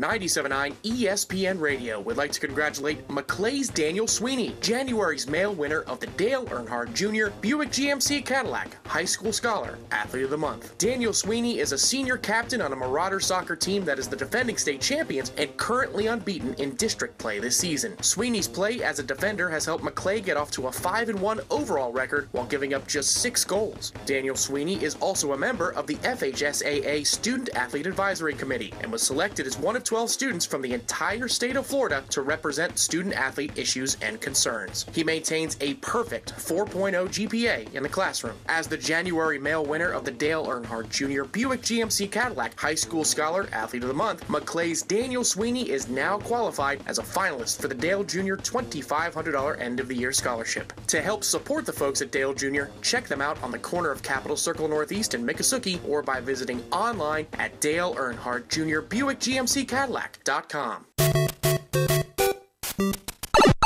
Games for Less, the only locally owned and operated gaming store in town, has Tallahassee's largest selection of new and used video games and game systems. The future of video gaming is at Games for Less, where they have both the PS4 and Xbox One. It's time to trade in your old systems and elevate your gaming experience now. Games for Less is also your headquarters for the best in retro gaming. Atari 2600, original Nintendo, Super NES, or Sega Genesis, you name it. They got it at Games for Less. Games for Less, the Super Walmart Shopping Center on Appalachian Parkway. Give them a call today at 850-219-3535.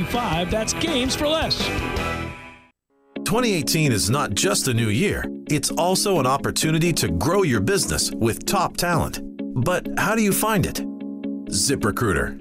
One click sends your job ad to over 100 of the web's leading job boards. But ZipRecruiter doesn't stop there. Their smart matching technology will instantly alert quality candidates about your job. That means you'll start getting great candidates with the right experience almost as soon as your job is posted. No wonder 80% of employers who post on ZipRecruiter get a quality candidate through the site in just one day. The right candidates are out there. This is how you find them. ZipRecruiter, the smartest way to hire.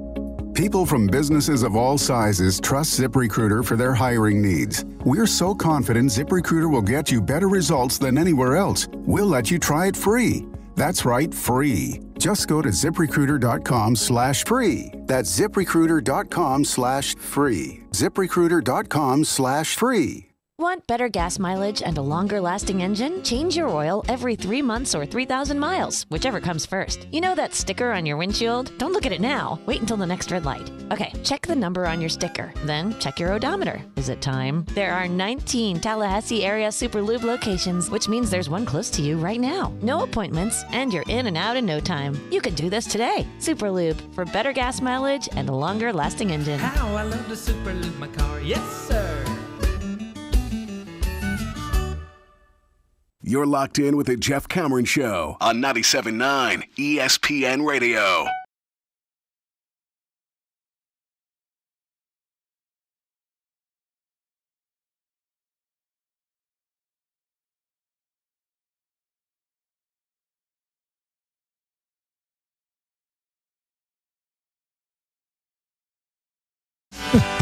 You know, we frequently note that the lunacy of fans is sometimes off-putting. And we see this on display and written about, certainly on a regular basis, frequently written about because it garners what the websites need, which are clicks. But here's something that is click-worthy and will make you smile and laugh all at the same time. If you've seen the reaction of the Buffalo Bills locker room upon Andy Dalton's 4th and 12 conversion/touchdown to win the football game, then you know it was a pretty funny moment and a cool story, and an even cooler situation has developed because of it, and that is Buffalo Bills fans donating more than $100,000 over the weekend to Cincinnati Bengals quarterback Andy Dalton, his wife Jordan, and their eponymous foundation. By Wednesday, over 9,500 donors had given over $218,000. That's the latest update. The foundation's goal was to reach $150,000 by the end of the day on Tuesday. Sunday night, of course, Dalton hit Tyler Boyd, what proved to be the game-winning touchdown pass in Baltimore, knocking the Ravens out of the playoffs, sending the Bills to their first postseason this century. That's weird to say. How cool is it that that foundation has raised over $250,000 now? Andy Dalton recorded a message thanking Bills fans, amongst others, noting that I think I'm the hottest guy in Buffalo right now. According to my Twitter, I think everybody's loving us right about now. Obviously, that's a crazy fan base, and they're all pretty excited. When you watched that play out, you realize that for all the times that you've sat in awe that your team on 3rd and long and 4th and long couldn't get a stop when the whole world knew what was coming and how it had to happen, that the game is still played by players, execution still matters, mistakes of that magnitude still occur at the highest levels of football, because that was for a playoff spot. That was at home. That was after having done everything you needed to do to put yourself in the perfect position to get a stop against an average-ass quarterback and a sad sap franchise on the road, 4th and 12, and you not only give up the first down, it becomes a touchdown.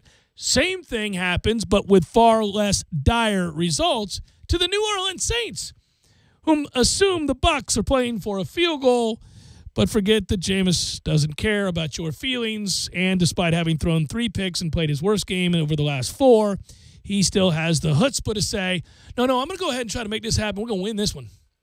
And throws a dime down the sidelines to a rookie in Chris Godwin for a touchdown. But these are defenses and secondaries and players, veterans at that, who know exactly what's coming in crucial situations and yet still allow for receivers either to sit down or to get past them as the deepest man. Did you see the implications that game had for Eric Weddle, the safety for the Ravens? Ooh. Okay.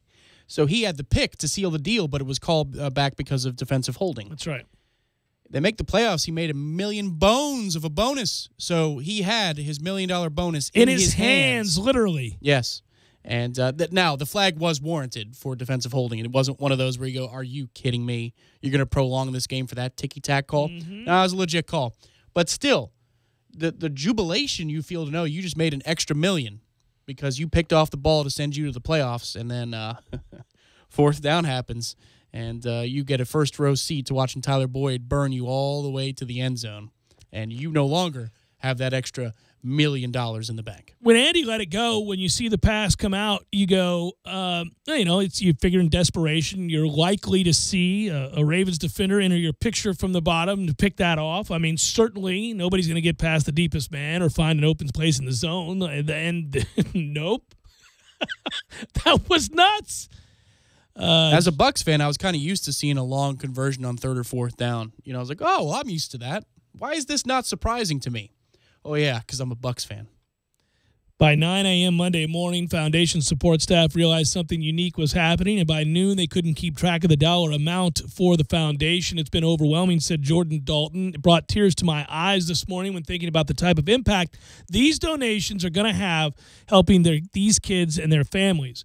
The Bills Mafia, quote-unquote, the rowdy, unique fan base that has been called, couldn't spray hot dog condiments or throw themselves through a table.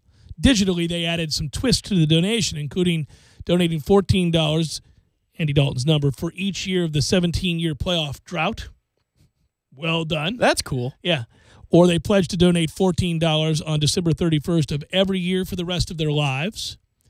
The foundation received donations from Australia, Israel, England. Donations ranged from $5 to $1,000, and that will allow for the impact. Additional 50 families will be helped. That's crazy, just from that throw. Wow. That's cool. Way to go, Buffalo fans. Yeah, $6,000 per month for the entire year of 2018, and the Daltons and the foundation could help about 60 families through their date night and holiday hearts program. It could host about 250 families at 5 separate King for a Day events at Kings Island, and they could create another 7 Andy's hubs and children's hospitals in Cincinnati and in Texas, which would serve thousands of families with chemotherapy and radiation treatments, physical therapy for children. That'll make you cry. That's really, really cool. Jeff Cameron Show, 97.9 ESPN Radio.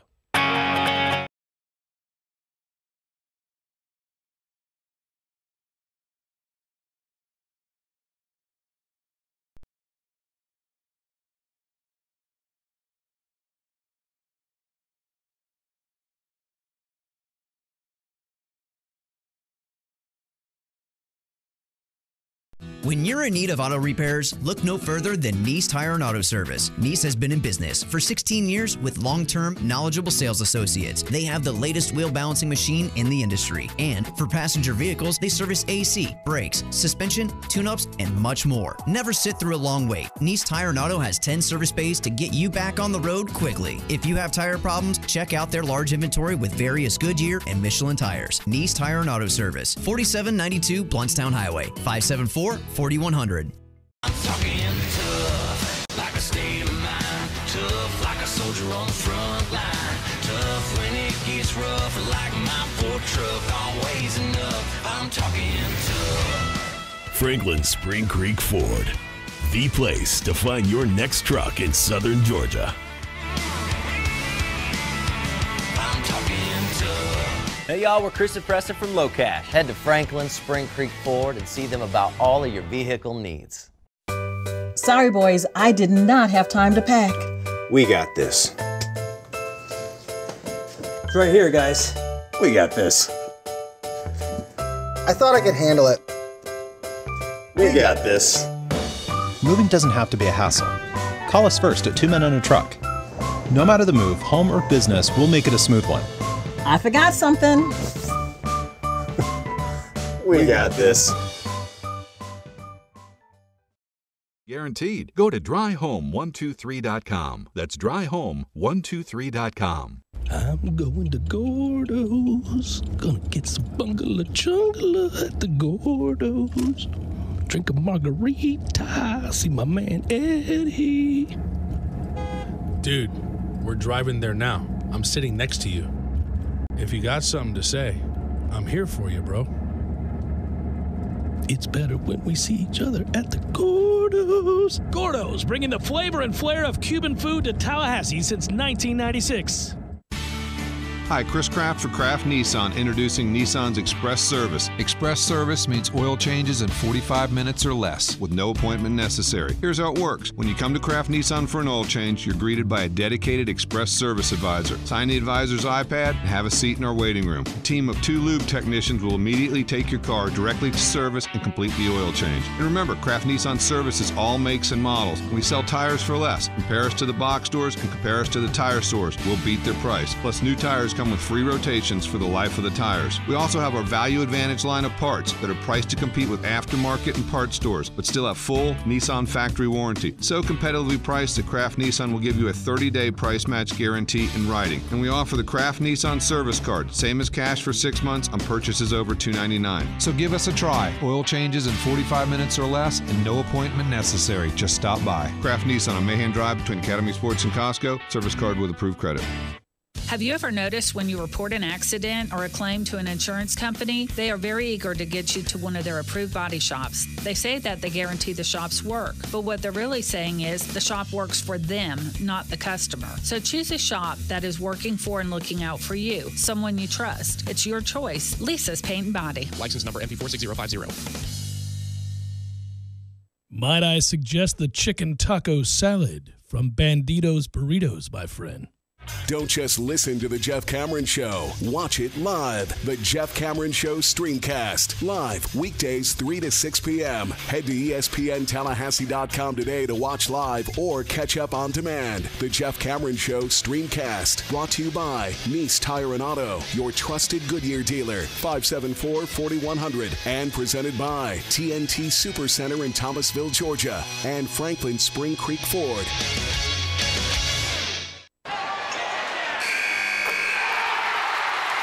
Enjoy Bud Light with your friends in the Pit of Misery. Enter to win 4 tickets to a FSU basketball game for you and your friends. Enjoy complimentary Bud Lights and cheer on the Seminoles from the Pit of Misery. Visit Facebook.com/Tri-Eagle Sales to enter to win. The winner will receive 4 tickets to a FSU basketball game, complimentary Bud Lights, and a Dilly Dilly prize pack. 3 winners will be chosen. Who would you take to the Pit of Misery? Dilly Dilly!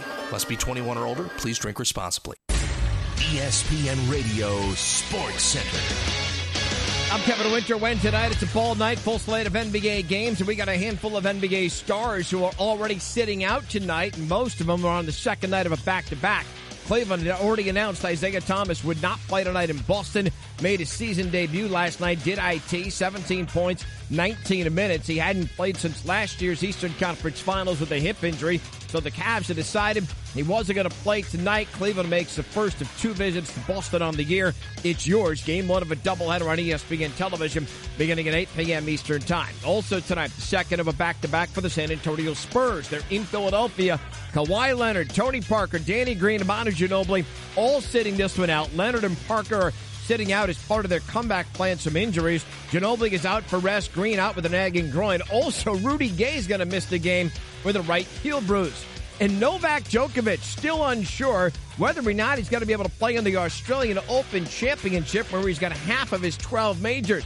Djokovic has been dealing with pain in his right elbow, had to withdraw from a recent event on December 30th in Qatar. To win in basketball, you got to play great coverage. And with Straight Talk Wireless, you know you're getting great coverage because they use the exact same 4G LTE towers as the big carriers, but for a lot less. Straight Talk Wireless, only at Walmart. Refer to terms and conditions of service at straighttalk.com.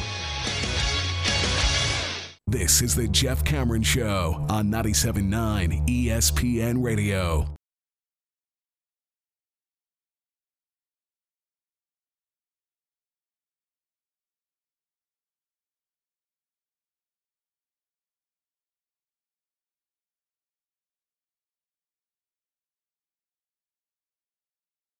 So I tell the story of the goodness in fans, and I'm going to give you one of the opposite. But this one's unique, Tom, because it's a special kind of sickness that you have to have thought this up and then go and do it, to execute it. No, you're not going to dump anything. It's not anything that's inappropriate. Well, I mean, it's the wrong thing to do. It's not what you would desire from a fan base, a fan, anybody you know, the human race, but it's not an FCC violation. Is it funny in its own warped way, or is it very, or else I wouldn't have gone there. Okay, all right. Well, you know how I take everything and draw it out, and I try to get to its very root, because I want to know the moment that somebody thought about doing this, and that somebody else went, yeah, and then they somehow went through with it without anybody going, oh, we really can't do that. Because we both, you and I, are similar in our Well, views and also humor, right? In the way that we view the absurdity in things. And we have both said things before that we know are over-the-top crazy that we think, a good thing nobody's sitting at the same table we are. Because we would have offended somebody, would have got somebody, we might have got in trouble. Clearly, I know you're joking. You know I'm joking, so you say something absurd, and it's actually making fun of the thing that you're saying with conviction. You know what I mean? Yeah, but then you log on to Twitter to see the latest news about the coaching hires, and you see somebody like seriously saying something like that. And you're like, whoa. Right, yes. And then you go, well, what the hell happened here? Good Lord. Yeah. Lock the doors. All right, Scottish second-tier club Falkirk issued a club statement on Tuesday apologizing and condemning the behavior of a small number of fans at the afternoon match against Dunfermline. During the match, some Falkirk supporters threw fake eyeballs at Dean Shields, who was blinded in his right eye when he was 8 years old and had to have surgery to remove the eye in 2006. He played with Northern Ireland previously, has had to deal with this a lot through his career, and not just from fans. Falkirk specifically has now had a history of this sort of thing, in which the fake eyeballs were likely a response to what happened in the previous Dunfermline game. 2 Falkirk players are currently still serving suspensions from their last meeting with Dunfermline when they taunted Shields about his eye. Falkirk said they will be giving disability awareness training to all their staff. So how is it that somebody, a fan in this case, who obviously has friends and other fans, says, hey, you know that guy for Falkirk is missing an eye. We should make fun of him. Yeah, that's perfect. Well, how should we make fun of the guy that's lost an eye due to a disease when he was 8 years old? Well, I don't know. Let's get some fake eyes and throw them at him every time he's in possession of the ball. Perfect. This is going to be great. Wait till you see the way our fans celebrate this gaffe, making fun of the guy whose diseased eye had to be removed when he was 8 years old. How does somebody go, yeah, no, that's probably not a good idea to make fun of somebody who, by the way, has overcome an amazing handicap to get to a place that he's playing professionally in a sport where it would stand to reason that you need your vision, optimal vision at that, and yet he's missing an eye. That's an amazing accomplishment. That speaks to the greater spirit in all of us, the capability to overcome. Probably shouldn't throw stuff making fun of his disability, Jerry. Let's not do that. It's not going to work. Yeah, I was hoping this would be a little bit of bathroom humor that we could all laugh at. That's not funny. That's ridiculous. It's funny, not in the act. The act is absurd. Correct. It's ludicrous. It's funny in that somebody thought it would be all right to make fun of somebody for having lost an eye at 8 years of age due to disease. Like, how does it not? See, that's not funny. Of course that's not funny. It's hilarious that somebody thinks that that would be funny and that others went, yeah, let's do that. Dude should have thrown quarters or whatever their currency is back at him. So here's what I do for a living. I throw money to you. That's not like the moment that somebody started throwing fake eyes on the field, how the other fans and players and normal people of the world with an ounce of decency must have thought, what? Why are they? Oh, that guy's missing. Oh, no. They're throwing fake eyes at the guy that's missing an eye. Like, how does that happen that those guys aren't beaten half to death? I don't know. Alcohol, I suppose. Well, to the credit of the folks there at, I guess, Falkirk or Dunfermline, they obviously they've suspended players who made fun of him. There were players who made fun of him for missing an eye. Right. So this is, the mob mentality. Right. That's but what this is. I can't know. Most of the time, there are things where you say, well, here's the issue. I think this way. Steve thinks this way. Here's why I believe it's this, and here's why he believes it's that.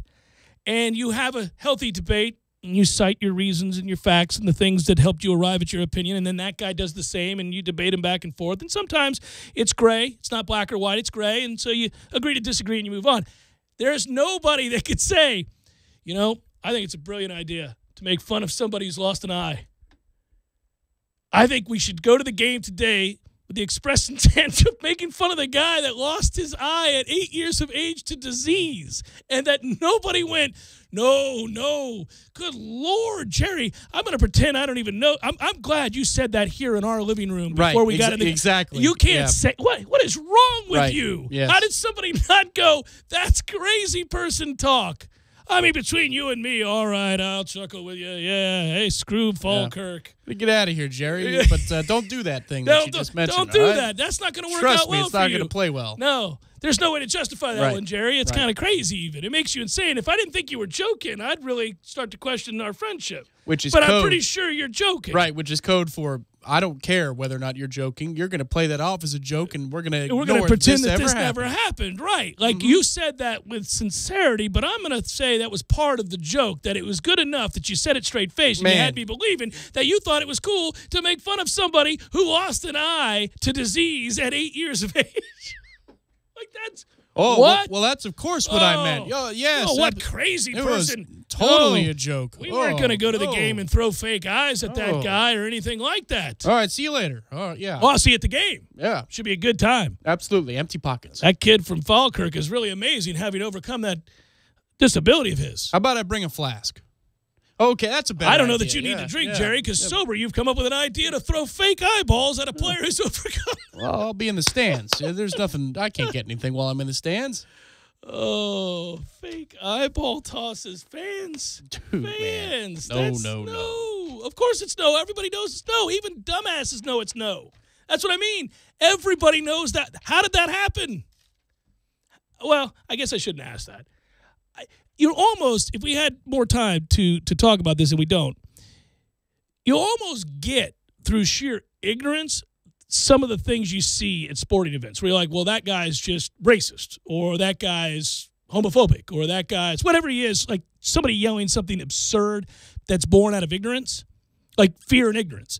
Right. Where you go, well, they're literally definition, they're just ignorant. Even though we're sitting in the same section, we've come from very different places to get to this seat on this day. Right. Yes. And his ignorance has led him to think in a hateful manner. It's been quite a path for him to get here. Right. So you can see when that happens, you go, well, it's... Or her. Old lady got tossed out of the Green Bay game.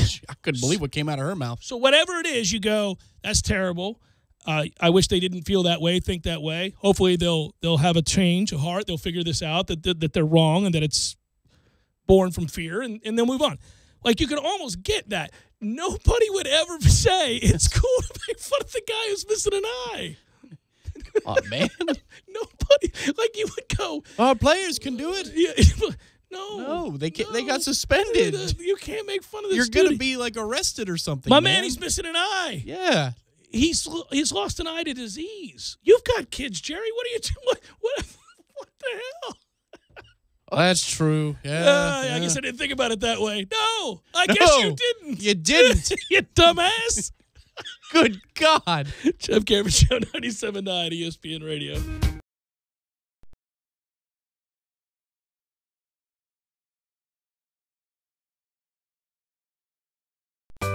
Sorry, boys, I did not have time to pack. We got this. It's right here, guys. We got this. I thought I could handle it. We got this. Moving doesn't have to be a hassle. Call us first at 2 Men and a Truck. No matter the move, home or business, we'll make it a smooth one. I forgot something. We got this.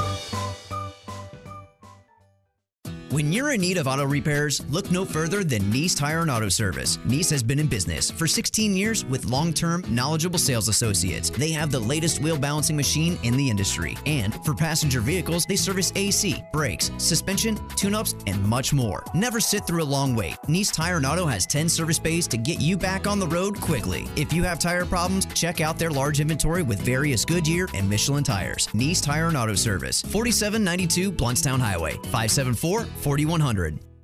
I'm talking tough, like a state of mind. Tough, like a soldier on the front line. Tough when it gets rough, like my Ford truck, always enough. I'm talking tough. Franklin Spring Creek Ford, the place to find your next truck in southern Georgia. I'm talking tough. Hey y'all, we're Chris and Preston from Low Cash. Head to Franklin, Spring Creek Ford and see them about all of your vehicle needs.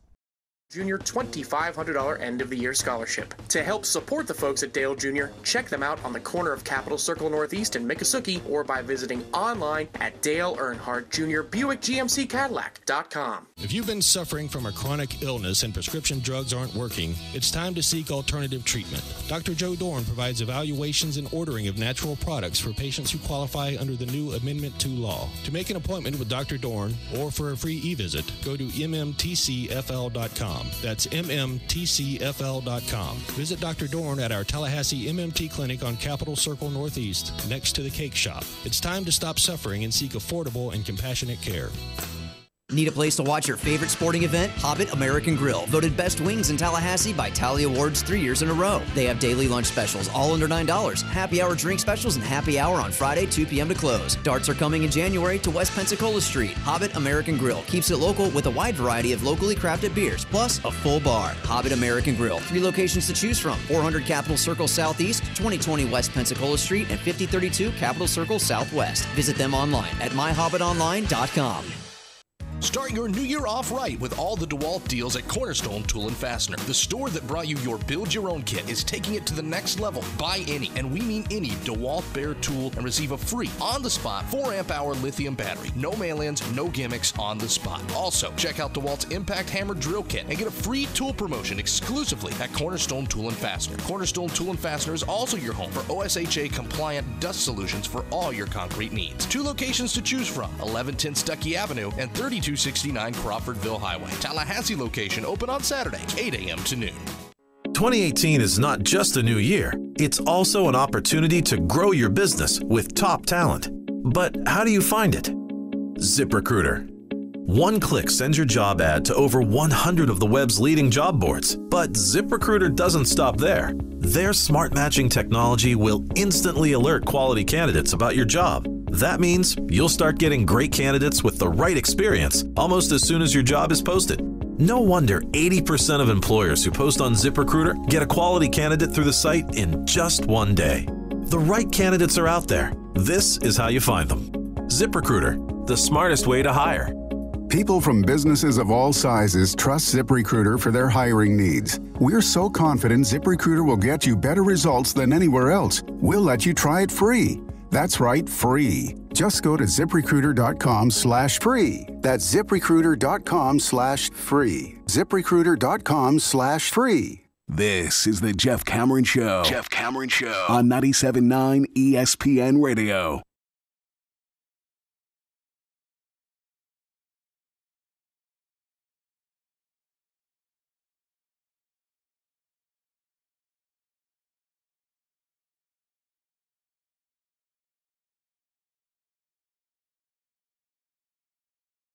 A question that was brought up on the first team. Most of you were asleep. Most of you were celebrating the holidays. You weren't listening to me. I did a show with Charles Arbuckle on the 26th. The question that he brought up to me was, I think most people understand when players choose to sit out of these exhibition games, these bowl games, especially if they've already procured a first-round status or first-round pick to be, meaning millions of dollars, and these games don't mean anything, so they do. But what's going to happen the first time, or will it happen, that a player decides to sit out of a college football playoff game? That's got to happen, right? I'm not sure. That's You're ostracized forevermore by the fan base and alumni. People, if you sit out the Chick-fil-A bowl or whatever, or you sit out a bowl like we just had in Shreveport, people go, well, it's Shreveport against Southern Miss. I understand Derwin. But if you're playing for the right to go and compete for a national championship in a college football playoff and you sit out, I don't think, certainly that wouldn't be viewed favorably, and I don't think people would be so understanding. No, because at that point you may as well sit out the season in general. Why are you playing any games at all? If you have, let's say, 2 years of tape or 3 years of tape that prove that you're a good enough player, it's the old Jadeveon Clowney question. does he even need to play? And then they drummed up a whole bunch of things that they hated about him, and then he went to the combine and they said, oh, well, he's clearly great. Yeah. He's always been the number one pick. Right, I don't know what you're talking about. But that's you and I making fun of the process, which will begin soon enough. It will indeed. But my point is that if you're not going to play in a playoff game, then you may as well not play in the season, because theoretically you're playing you the probably season already out. Put yourself in a position, if you're of that elite caliber, that you were going to go first overall. I mean, in the first round anyhow. Right. Why risk anything at all? You're risking it for a championship, right? I mean, that's probably what it's for.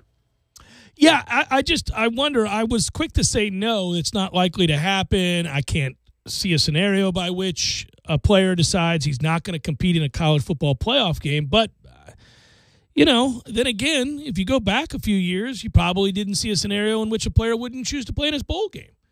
Period.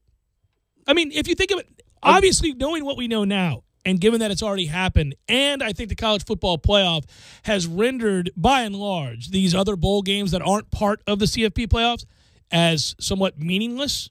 Certainly they diminished the importance of an Orange Bowl, for example, in a year in which it's not part of the college football playoff, right? If you're not part of it, you're just, you got a nice name. You used to mean something. But you're not any bigger than any of the other bowls if you're not part of the college football playoff. Yeah. I mean, the matchups are sexier the later you get into the season and the higher profile games. But I tend to agree with that. You'll find some games, though, that are New Year's Six, and you'll say, wow, okay, these two teams really care to be there and play each other to the hilt. You sure you do. I thought Florida State and Michigan played hard last year in the Orange Bowl in a game that largely was meaningless. See Michigan and Florida State seasons this year. Right. Largely meaningless. Sure. And those two teams cared to win the Orange Bowl, and partly because they were facing each other, there's prestige and all of that. But we get it. When people sit up, I mean, Butt got hurt in that game, blew out his ACL, and we went, oof. Right. No, again, and I know this has been thrown out there before, so it's not an original idea, but it's the right one. You've got to open up the ability for true freshmen to be able to play in this game. Yeah, you just have to, without penalty. You've got to allow for that. Because if it were my son, I would counsel him to not play. I would take your money. If you're a first-round pick, take your money. Now, if you can improve your stock because you're going up against a kid from another conference who's really good at what he does, and you can put some more film out there, and you're a third-round pick, and you have a chance to come back next year. Well, if you're a third-round pick, play, man. Go play. Right. If it's first-round money, and there are so few people who fit that category. Right. I mean, the argument was made during our bowl game, why would you do that? Because you're not even getting paid as much as you used to get paid. What does that matter? You're not getting more money by waiting another year. You're getting less money because you're not taking the check now. So also, the insurance money these kids get, like the school will help you get that, but you're not going to get paid anything close to what you're going to get when you get drafted number 1 or in the top 10 or top 15. Correct. And presumably if you get hurt in your first year as a pro, they're going to let you come back for a second, so you doubled your money. I mean, all these things are taken care of. Yeah. No, it's the smart move. It's the smart move. It is. I don't think, though, that we'll see it in a college football playoff game anytime soon. Agreed. Yeah. I mean, we were debating it, and it was funny. I mean, one thing about doing that show is you get every fan base under the sun using that opportunity to take shots at others. The first one we got was from an Iowa fan who said, well, why not? Iowa State seniors have been taking the bowl games off for each of the last 25 years. I was like, oh, here we go. That's the first call we got. It's like, okay. Just let me say this. If a coach was offered the opportunity in some weird, dimension to make $5 million or something the next season, right, and he's a 40 or 45-year-old man, and the only way he could do that or be assured of that was to sit out of the college football playoff. The conversation would be fundamentally different. There's something about this players thing that people don't like. Maybe it's the kids. I don't know what it is, but this is generational money. This is something that can change you and your family's legacy for a long time, and it's right there in front of you. Look at Jalen Smith a couple of years ago. It's common sense, though. I mean, I've been saying this. I think most people have been saying this if they've spent any time thinking about it. Go back to the idea of leaving school early, period, to take money as a baseball player. Any of these guys that you can go and get paid. I would always tell the kid to leave. Always. And in the case of baseball, I might leave for, mid-round selection. I might leave somewhere way down the line. I don't have to be anywhere near the first round to take off and take the money and get started in my pro career. Go to the minors, get pro coaching, hit with a wooden bat, and move on. Make me happier one more time. Yeah. Okay. No, man. That's not how it works. Final hour, forthcoming. Stay with.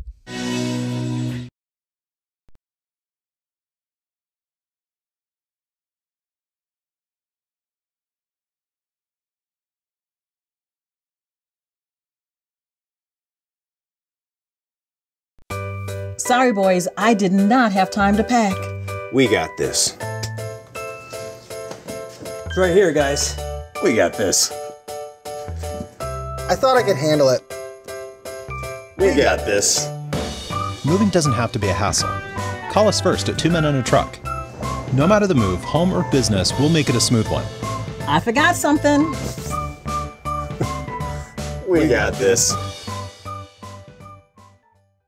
When you're in need of auto repairs, look no further than Nice Tire and Auto Service. Nice has been in business for 16 years with long-term, knowledgeable sales associates. They have the latest wheel balancing machine in the industry. And for passenger vehicles, they service AC, brakes, suspension, tune-ups, and much more. Never sit through a long wait. Nice Tire and Auto has 10 service bays to get you back on the road quickly. If you have tire problems, check out their large inventory with various Goodyear and Michelin tires. Nice Tire and Auto Service, 4792 Bluntstown Highway, 574-4100. I'm talking tough, like a state of mind. Tough, like a soldier on the front line.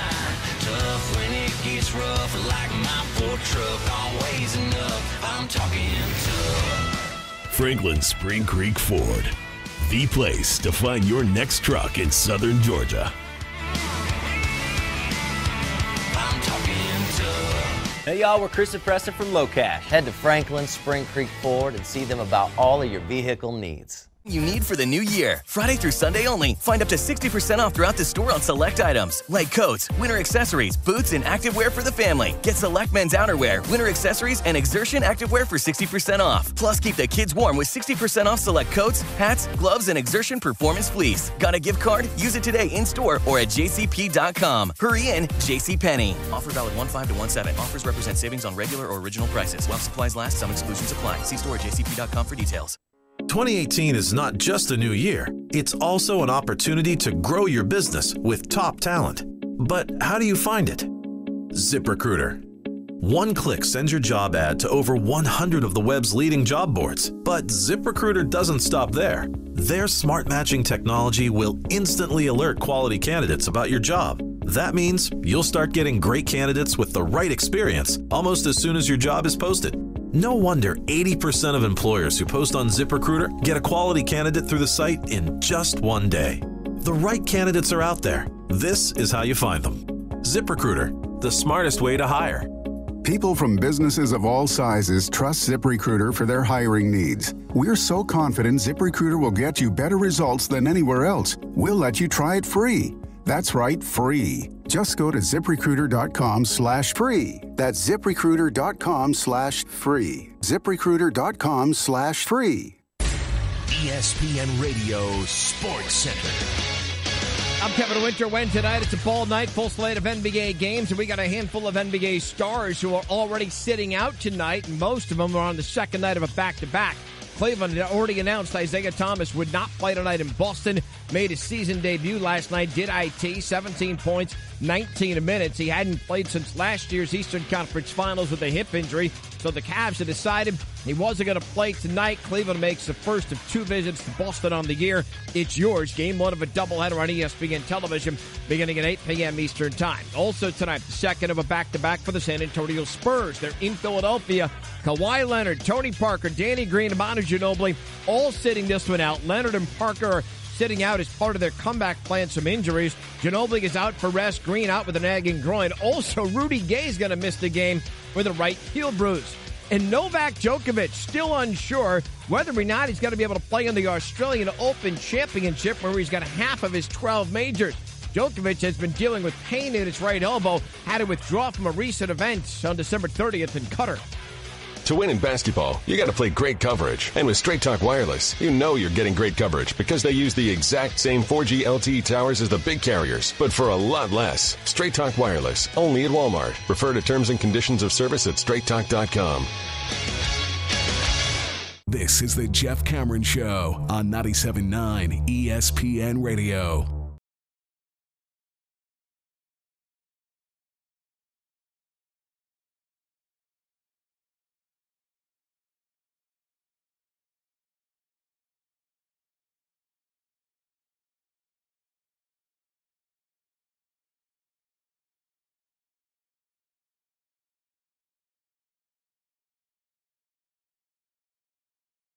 Final the Jeff Cameron Show, at least for today. Thanks for tuning to it. Great to be back with you. I'm Jeff, that's Tom. We're online, ESPNTallahassee.com. That's where you go to listen live via the streaming, free always. Good on you. Balls McWednesday edition of the program. We got basketball. Choo-choo. TLC double C, Florida State, North Carolina. Boom. Touch on it momentarily. We're online, ESPNTallahassee.com. That's where you go to listen live via the streaming, free always. If you miss anything, we'll post every bit of this program, all 3 hours of it, every segment, upon the conclusion of the show. I know many of you are happy about that. Thank Tom and Matthew. They do a good job getting that thing up there. And on Twitter, it's at J Cameron Show, WTSM app for mobile devices. You can listen to us and watch us on YouTube, ESPN Tallahassee. Hello, YouTubers. As I said in the first couple of hours, Happy New Year, everybody. Good to be back. Florida State basketball suffers a loss on the road against Duke, one in which they were in position, tied at 93, couple minutes to play. Can't hit a shot down the stretch. Obviously, Duke got looks from point-blank range and made them count. Big game for Bagley. Now, can Florida State at home come back, get a win, even it up in the ACC slate? Over the last 5 years, we've had the addition of 4 Big East teams to the ACC. Maryland left the ACC and went to the Big Ten. The only conference opponent Florida State has failed to beat in that time is North Carolina. Now, you may recall that we had a 2-game sweep over North Carolina in 2012, banner year that it was. That included the game. 90-57 beaten at the TLC double C, followed by 85-82 in Atlanta in the ACC Finals.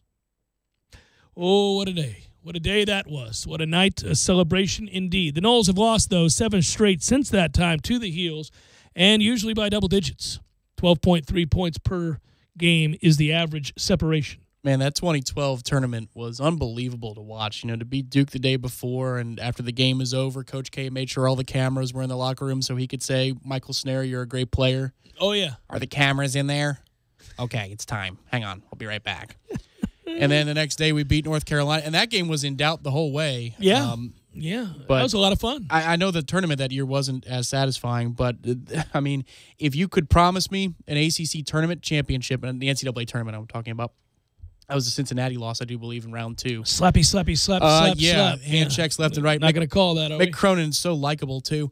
But if you told me that we would win the ACC basketball tournament and beat North Carolina on a Saturday like that, where David Asdulkis could not miss, and we'd lose in the second round of the NCAA tournament versus, you know, take your chances after a Sweet 16, I might take the alternative of being able to see with my own eyes us absolutely trounce North Carolina right here at the TLC. Well, I will say, I don't know that it gets any better in the moment than beating Duke and North Carolina in back-to-back games of an ACC tournament. I don't know that you're ever going to be able to beat that. The Blue Bloods that are those two programs having to lose to Florida State, you know that didn't sit well. Now, the Tar Heels have owned Florida State in the all-time series. Of course they have. They're a basketball school, 49-12. FSU is 5-21 versus North Carolina under Leonard Hamilton. That's 10 straight losses during one of the stretches from 04 to 09. That's, by the way, his worst record against any ACC opponent. He's been pretty good given the circumstances against Duke, 7-17. But North Carolina has been too much. And last year we had to travel to Chapel Hill in mid-January, cut it to 3 points in the second half. At one point, it looked like there was going to be a chance. We had twice cut it to 3 points, 59-56 and 76-73 with under the 10-minute mark. But Carolina was too good, too talented, and at home, and Florida State fell in that basketball game 96-83. So even though we shot better than North Carolina from the field that day, couldn't make free throws and gave up way too many second-chance points, 28-15, in fact. And that's the fear I have for tonight. I know North Carolina isn't as dominant on the offensive glass as they were as national champions last year, but they're still awfully good, and they possess all kinds of talent, as you expect North Carolina to do. And Florida State coming that close on the road against Duke all at once gives you a lot of hope about what's possible in the ACC this year. I've said since before the first game of the season that I thought Florida State would likely surprise people, both nationally and within the conference. I'll stand by that. I don't see any evidence to suggest otherwise. I think that they're a pesky team that's going to play smart, play hard every night out. There's a balance to what they do. They're really good in transition. Florida State is really good in transition. Get up and down the floor, execute that well, and I think they'll surprise people. If you're not playing your best game against Florida State, you can get beat, even if you're North Carolina, even if you're Duke, even if you're any number of the other bigwigs in this conference. But I do think it's important that Florida State, who has developed somewhat of a noted home court advantage here in Tallahassee over the last year and a half, that we get these games at home when opportunities present themselves. And North Carolina has a more talented roster, so it's impossible to say on any given night that Florida State ought to win the game. But if you're going to apply that descriptor to a game between these two programs, tonight would be that night. I think North Carolina looks ripe for the picking. It's a team that barely got by Wake Forest, didn't play well against Tennessee, has lost to Wofford, got blown out by Michigan State. So they can be had, is my point. Are they more talented? Yes.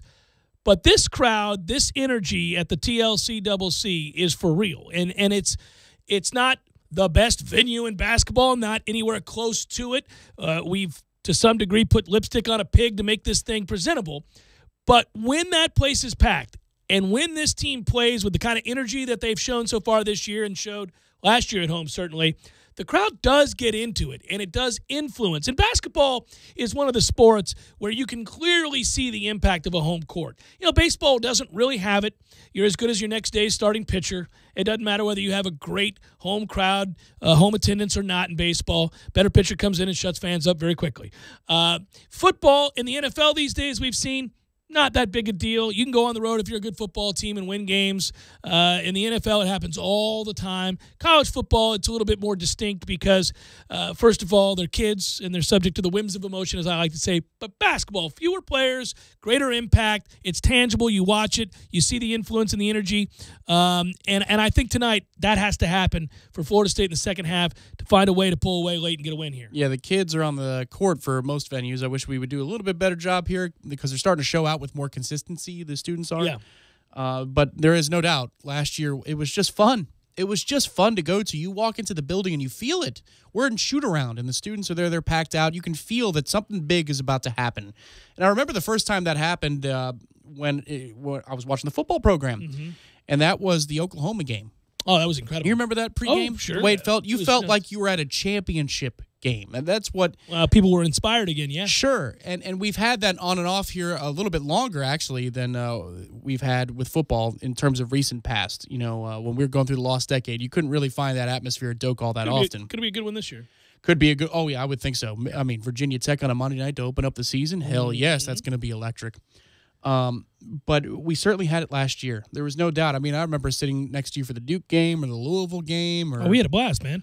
You could feel it, that something cool was about to happen and that we belonged on the same court. And that matters, too, a belief that, man, we could come away with a win today. And that's not a crazy proposition, especially after those first 6 games last year in ACC play. Everybody knew what the gig was, and it was going to be a fun year.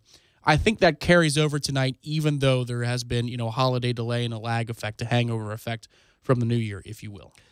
Luke May, who you've heard about for a long time, is averaging double-double right now. He's been really good. He's killed people in the paint. We'll see if he does that tonight. Hopefully Florida State can box out, play a little bit better defense there, and get on the glass. Joel Berry's still there.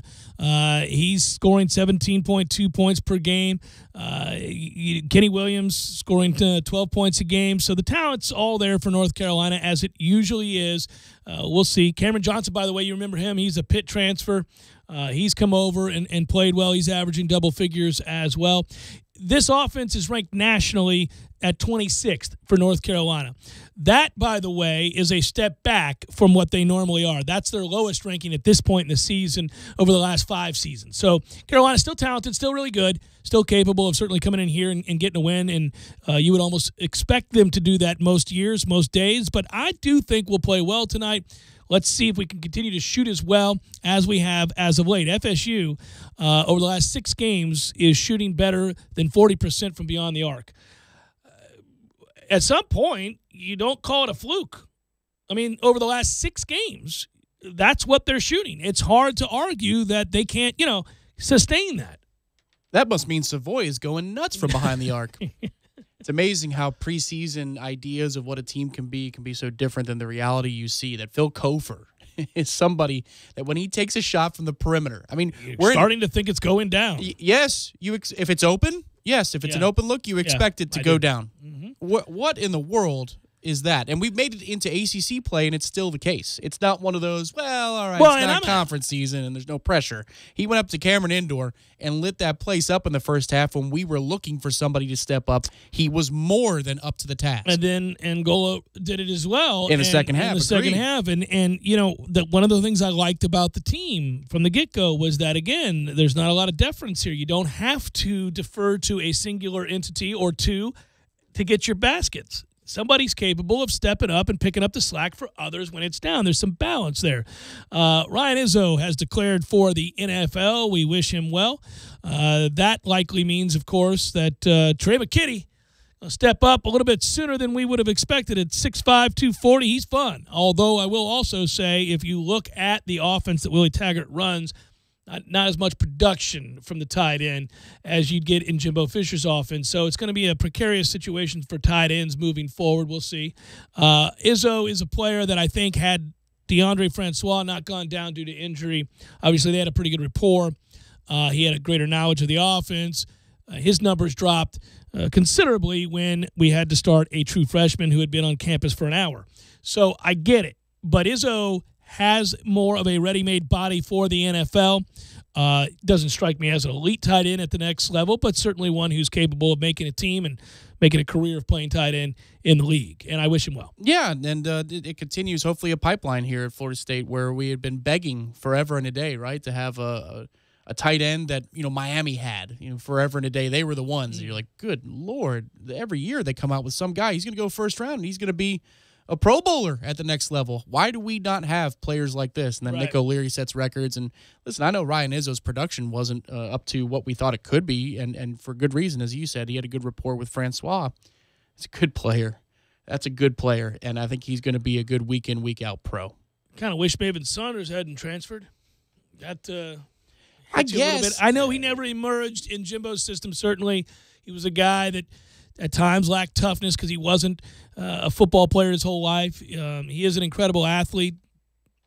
Certainly would have afforded opportunities for him if he had stuck around. Yeah, maybe as receiver, too. Straight up, they could have put him out as a receiver. And they don't care in this system. That's the thing that's going to be fun about it. We'll just see what kind of answers they have when they're stopped. I was having a good conversation with Tom Block earlier today, and I don't mind revealing it's on this subject. We were talking about players and coaches and things of that ilk. And, of course, the front row Noel guys are coming up here after the program tonight. After this show, you'll get to hear them. Yeah, Stan Jones will be on joining them to preview the game. Good old Stan.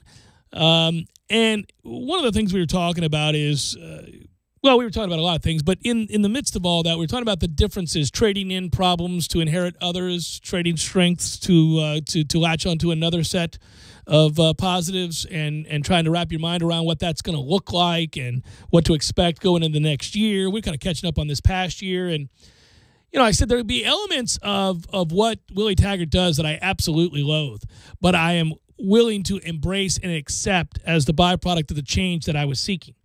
And one of those things was on display. I actually tweeted about it over the holiday break when I was watching the thrilling Wake Forest-Texas A&M bowl game, in which on multiple occasions both teams from the 1-yard line or closer in proximity to the goal line were lined up in the shotgun.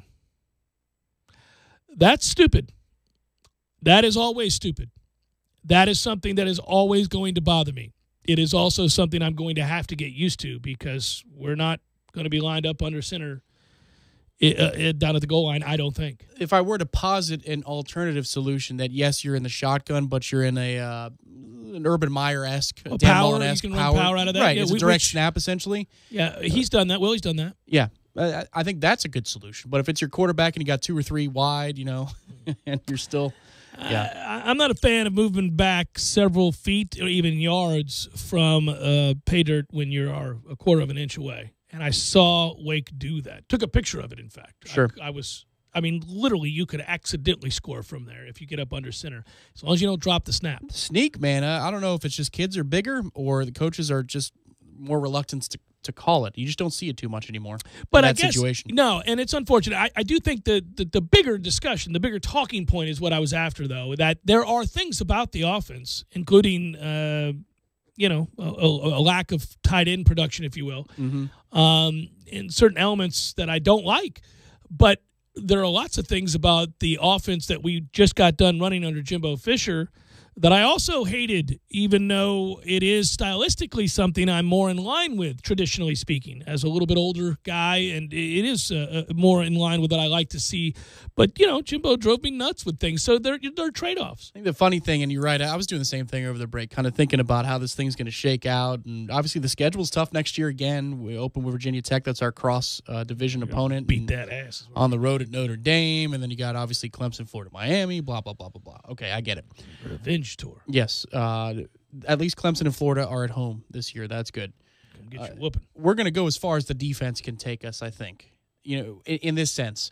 That offense is such a weapon for a double and triple up effect if you can get some stops. But if it turns into the national title game, if it turns into Oklahoma State this year, I don't know how much I'm going to enjoy watching that, because it's like, all right, settle down. Here's 4 hours of touchdowns left and right, and it's about who has the ball last, and don't turn it over in the interim.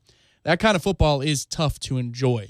But that offense is such a potent weapon if you can get off the field defensively that before you blink an eye, it's 21-7, 24-7. I think. And with your athletes, now they're predictable, and there'll be more blowouts, is my point. Well, we're not going to have week in and week out every game being. See, you're trading out forms of closeness that you're talking about here that are frustrating. There was no reason to be separated from Duke by 7 points.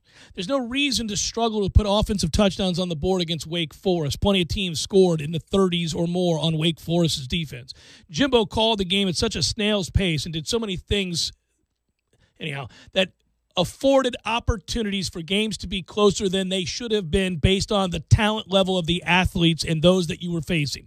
That drives me nuts and was unnecessary. What I don't like, whether it's that system or this system or anything in between, is when you don't take advantage of opportunity in which you have a distinct advantage, leverage, whatever it might be, in athleticism. You've got to do a better job of that. So you're right. In these games like Wake and Duke and Boston College and Syracuse and others, those teams are going to get their ass beat. That's going to be some 57-20 type stuff, right? That's going to be a beating.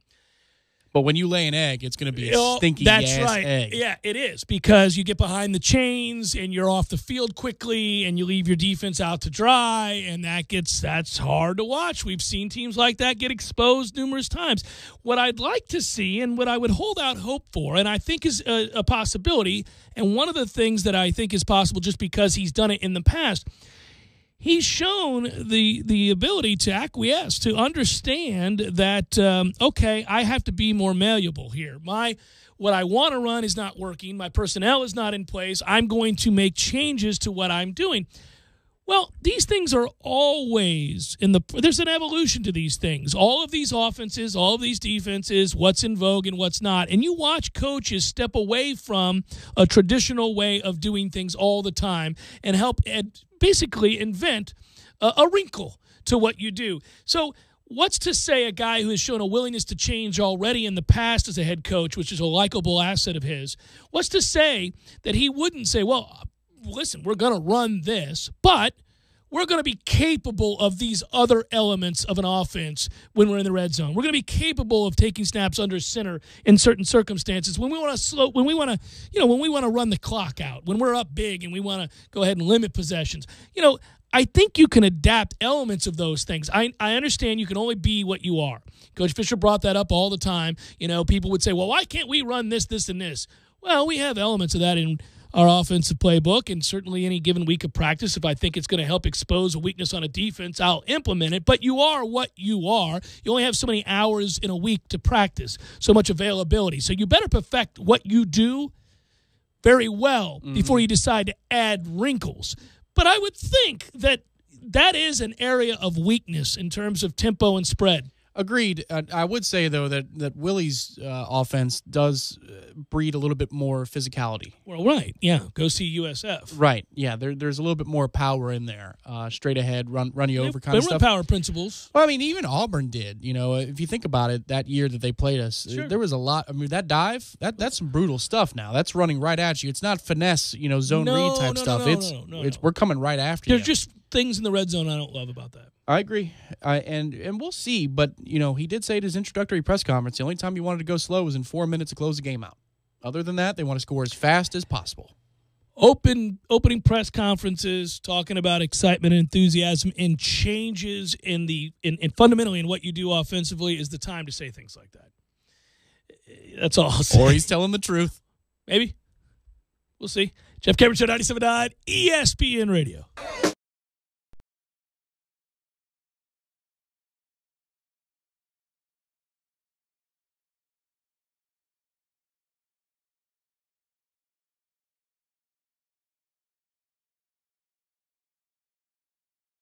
When you're in need of auto repairs, look no further than Nice Tire and Auto Service. Nice has been in business for 16 years with long-term, knowledgeable sales associates. They have the latest wheel balancing machine in the industry. And for passenger vehicles, they service AC, brakes, suspension, tune-ups, and much more. Never sit through a long wait. Nice Tire and Auto has 10 service bays to get you back on the road quickly. If you have tire problems, check out their large inventory with various Goodyear and Michelin tires. Nice Tire and Auto Service, 4792 Bluntstown Highway, 574-4100.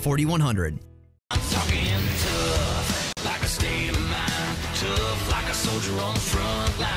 Tough when it gets rough, like my Ford truck, always enough. I'm talking tough. Franklin Spring Creek Ford, the place to find your next truck in southern Georgia. I'm talking tough. Hey y'all, we're Chris and Preston from Low Cash. Head to Franklin Spring Creek Ford and see them about all of your vehicle needs. Sorry, boys, I did not have time to pack. We got this. It's right here, guys. We got this. I thought I could handle it. We got this. Moving doesn't have to be a hassle. Call us first at 2 Men and a Truck. No matter the move, home or business, we'll make it a smooth one. I forgot something. We got this.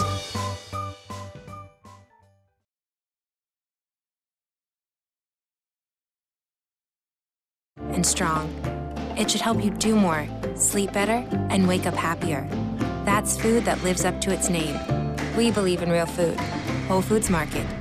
If you've fallen behind on your taxes, you know that the IRS is already coming for their money, and they'll get it too by garnishing your wages or maybe even taking your home or business. They call it enforced compliance, and you'd better watch out because the penalties and interest compound daily, making it seem impossible to ever get out of debt. You need to call the experts at Optima Tax Relief. Solving tax issues is all they do. One call to Optima starts the process to stop the demand letters and stop aggressive collection actions. They get to work immediately, fighting to protect your assets and helping you put your tax problems behind you. The IRS writes off millions every year, and Optima knows all the ins and outs of the IRS's tax assistance programs that could save you thousands. So what are you waiting for? Call Optima now for a free consultation. Call 800-714-8422. 800-714-8422. 800-714-8422. Optima Tax Relief. Some restrictions apply. For complete details, please visit OptimaTaxRelief.com. Don't just listen to The Jeff Cameron Show. Watch it live. The Jeff Cameron Show Streamcast. Live weekdays 3 to 6 p.m. Head to ESPNTallahassee.com today to watch live or catch up on demand. The Jeff Cameron Show Streamcast. Brought to you by Nice Tire and Auto, your trusted Goodyear dealer. 574-4100. And presented by TNT Supercenter in Thomasville, Georgia. And Franklin Spring Creek Ford.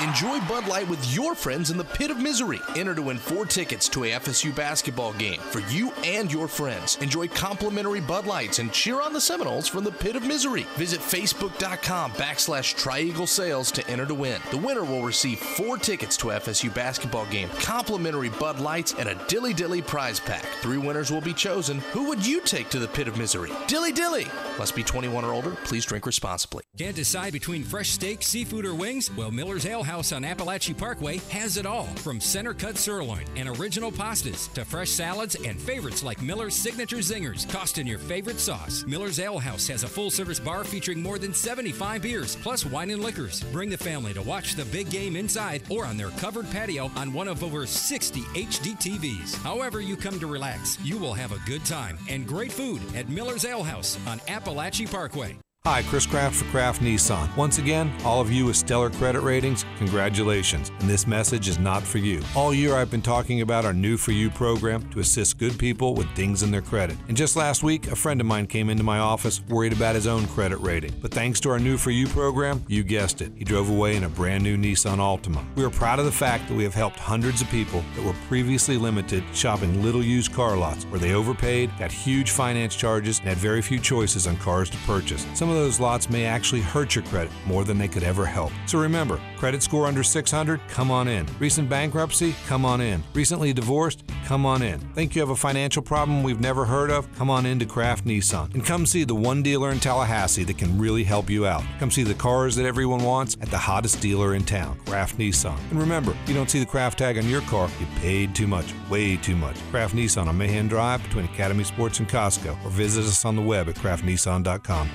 You're listening to The Jeff Cameron Show on 97.9 ESPN Radio.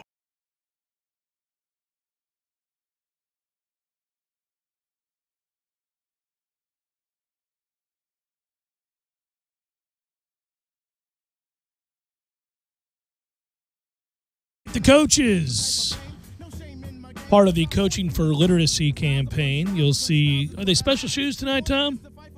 A whole bunch of special things. You'll see lapels and wristbands, perhaps shoes or ties, but green is the color. Green is the color for this organization. Making sure kids can read.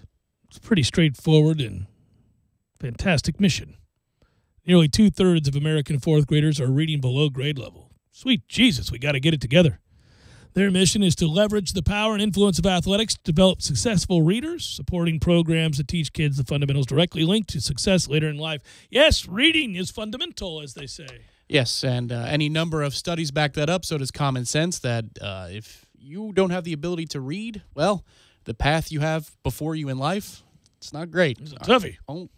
Kind of got to learn how to read. Not a lot of options there. No. But the website, coachingforliteracy.org, is a great resource to learn about this organization and all it does. It does promise that 100% of public donations do return all the way back to the partner groups for literacy. And in the Tallahassee area, that's the Early Learning Coalition of the Big Bend area. I've done some homework on this group. Because Tallahassee's been involved with the ELC for a long time, and obviously the Coaching for Literacy organization. Jonathan Isaac last year was the front man for it, for Florida State. But they do what they say they're going to do. And, and I think it's important. I'm glad you said that, Tom, and I'm glad you added that in there because people are asked to give to so many different things, obviously, and most people are giving. Most people are kind. Most people would like to help out, and I know certainly our listeners have been over the years. So if you're looking for worthwhile organizations that do what they say they're going to do and give the money to the right things and right people in the right places, then there you go. Yeah, again, go to coachingforliteracy.org and check out the Our Work page. That's where they show you how they break down where all of the money they get is allocated. And that's a huge thing these days because you see after any number of tragedies, certain organizations, some that are household names, don't allocate resources the way that you would think they do just by simply texting them for a $5, $10, $20 donation. But this is a cause, man. It's worthwhile, and it's pretty cool that coaches and players are using this platform to help something very, very basic. Shortened segment here, but real quick, want to note, even though I loathe him personally, Darren Ravel of ESPN, citing that StubHub's page had gone under, basically, went offline for about an hour, went back up, because you think Georgia fans are excited to be playing football in their backyard, right? This is a crazy update, but a couple days removed, if you will. The cheapest ticket had fallen to $2,370.21 with fees. Mm-hmm. They've been gobbled. Yes, I saw this today. Somebody was posting about how much you'd have to pay. I think it was $1,650 or something. But then if you go to popular ticket sites, the fees, $350. Bending you over. What are these fees that cost $350? They go to John's pocket. Mm-hmm. Yeah, it's brutal. It's got to be a percentage of the overall ticket cost. And it's a secondary market because it's somebody who already had their hands on a playoff ticket. But that the website says, oh, for the trouble of being a middleman, I need an extra $350. I need an extra 350 bones, man. Uh-huh. Well, once again, anytime you're talking about amateur athletics, Tom, the more money involved, the more seedy it seems to get. Indeed. Alabama coach Nick Saban lamenting what he thinks is too quick a turnaround from the college football playoff semifinal games to the championship game, saying that it is difficult to come off a bowl game and only have 7 days to prepare. Someone has to think about these players, said Saban, and not what's convenient for the media or for television. Saban said that it wasn't until after 1 a.m. that Alabama began packing up to leave the All-State Sugar Bowl after beating Clemson 24-6, which meant that the team needed to spend the night in New Orleans, return to Tuscaloosa in the morning. If anything, Saban said he would like an extra travel day between the semis and the title game to account for the lost time. Alabama will spend 3 days at home before going back on the road to Atlanta to prepare for the game against Georgia on Monday. Here's what I'll grant you. Usually I roll my eyes at coaches who make over $10 million a year complaining about the media, fans, and television and the popularity of the sport in which they coach and are able to make themselves fabulously wealthy. However, having said that, at least to this point, yeah, an extra day's travel time, I'll grant you that, Nick. Don't know that you need to bitch about it publicly, but okay. Georgia finished the game 3 hours earlier, and we're on the West Coast. So is this about a disadvantage to you specifically? No, and I know, it feels like that's petty, but I think he would agree for them and anybody else in the same situation. I think he's just saying in general. I think he's at that stage of his career, much like Jimbo was here at the end, where it's just easier to complain about stuff at all times and create an adversarial relationship with reporters or anybody else that's not on the inside. Yes. There was a part of the Dan Le Batard show today with Stugotz where Stugotz was basically – did you see this part? No, I didn't. Okay. So apparently they're buddy-buddy with Marty Smith now, and Marty was in the players' lounge, and they had the show on, and he was looking into the camera and saying, Nick Saban doesn't care about you guys. He cares about, the bottom line, and this is affecting the bottom line and winning, but it's not about you. So when he says it's about you, go into his office and ask, how about you cut us a little check, or how about you use your platform to advocate for us being paid for putting you in this position to be in the playoff year after year after year. And I have a hard time, even though he said it in a different way than I ever would have, I have a hard time escaping that very right in front of you. Every time. This playoff is built for one reason, and it's so that these coaching salaries can be paid for. And it's for these universities to be, you know what I mean? That Nick is saying for the players, let's add another day before the final. Come on. You think it rings hollow? No, that's for competitive balance. That's what he's looking for. I think he feels like he doesn't have as much time as Georgia has to prepare. Well, that those couple of hours and that's make why, all the difference in the world. Because you know how that type of coach is. Yes, I do. They will make a mountain out of a molehill. It's also in a why heartbeat. I roll my eyes and said what I said to start with that segment, which is that this rings hollow, and I have a hard time ever listening to a coach bemoan the slightest inconvenience, especially one that's paid, understandably, as handsomely as he is, on the backs of players who aren't paid, and by a system that has made him and others like him fabulously wealthy. Sure. Yes, again, all I'm saying is I don't think it's about the players. I think it's about he feels like those few hours mean such a difference. I don't think he's being genuine there. Yeah, if you think he's being disingenuous, then I understand it. And I think there's certainly a lot of people who would say, I agree. I don't know he's really all that concerned at his core that the players get the extra day's rest. But somebody else who's, let's say who's an Alabama fan would say, no, that's not true. Nick loves the players. Sure. Okay. He's available to them at all times, is he? At all times. Yeah, okay. Cares deeply. Jeff Cameron Show, 97.9 ESPN Radio.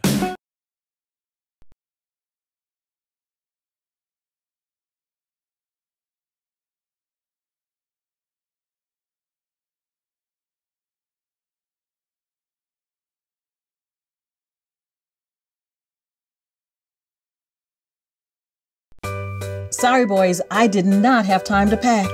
We got this. It's right here, guys. We got this. I thought I could handle it. We got this.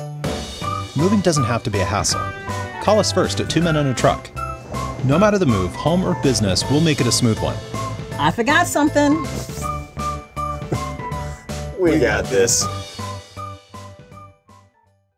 When you're in need of auto repairs, look no further than Nice Tire and Auto Service. Nice has been in business for 16 years with long-term, knowledgeable sales associates. They have the latest wheel balancing machine in the industry. And for passenger vehicles, they service AC, brakes, suspension, tune-ups, and much more. Never sit through a long wait. Nice Tire and Auto has 10 service bays to get you back on the road quickly. If you have tire problems, check out their large inventory with various Goodyear and Michelin tires. Nice Tire and Auto Service, 4792 Bluntstown Highway, 574-4100.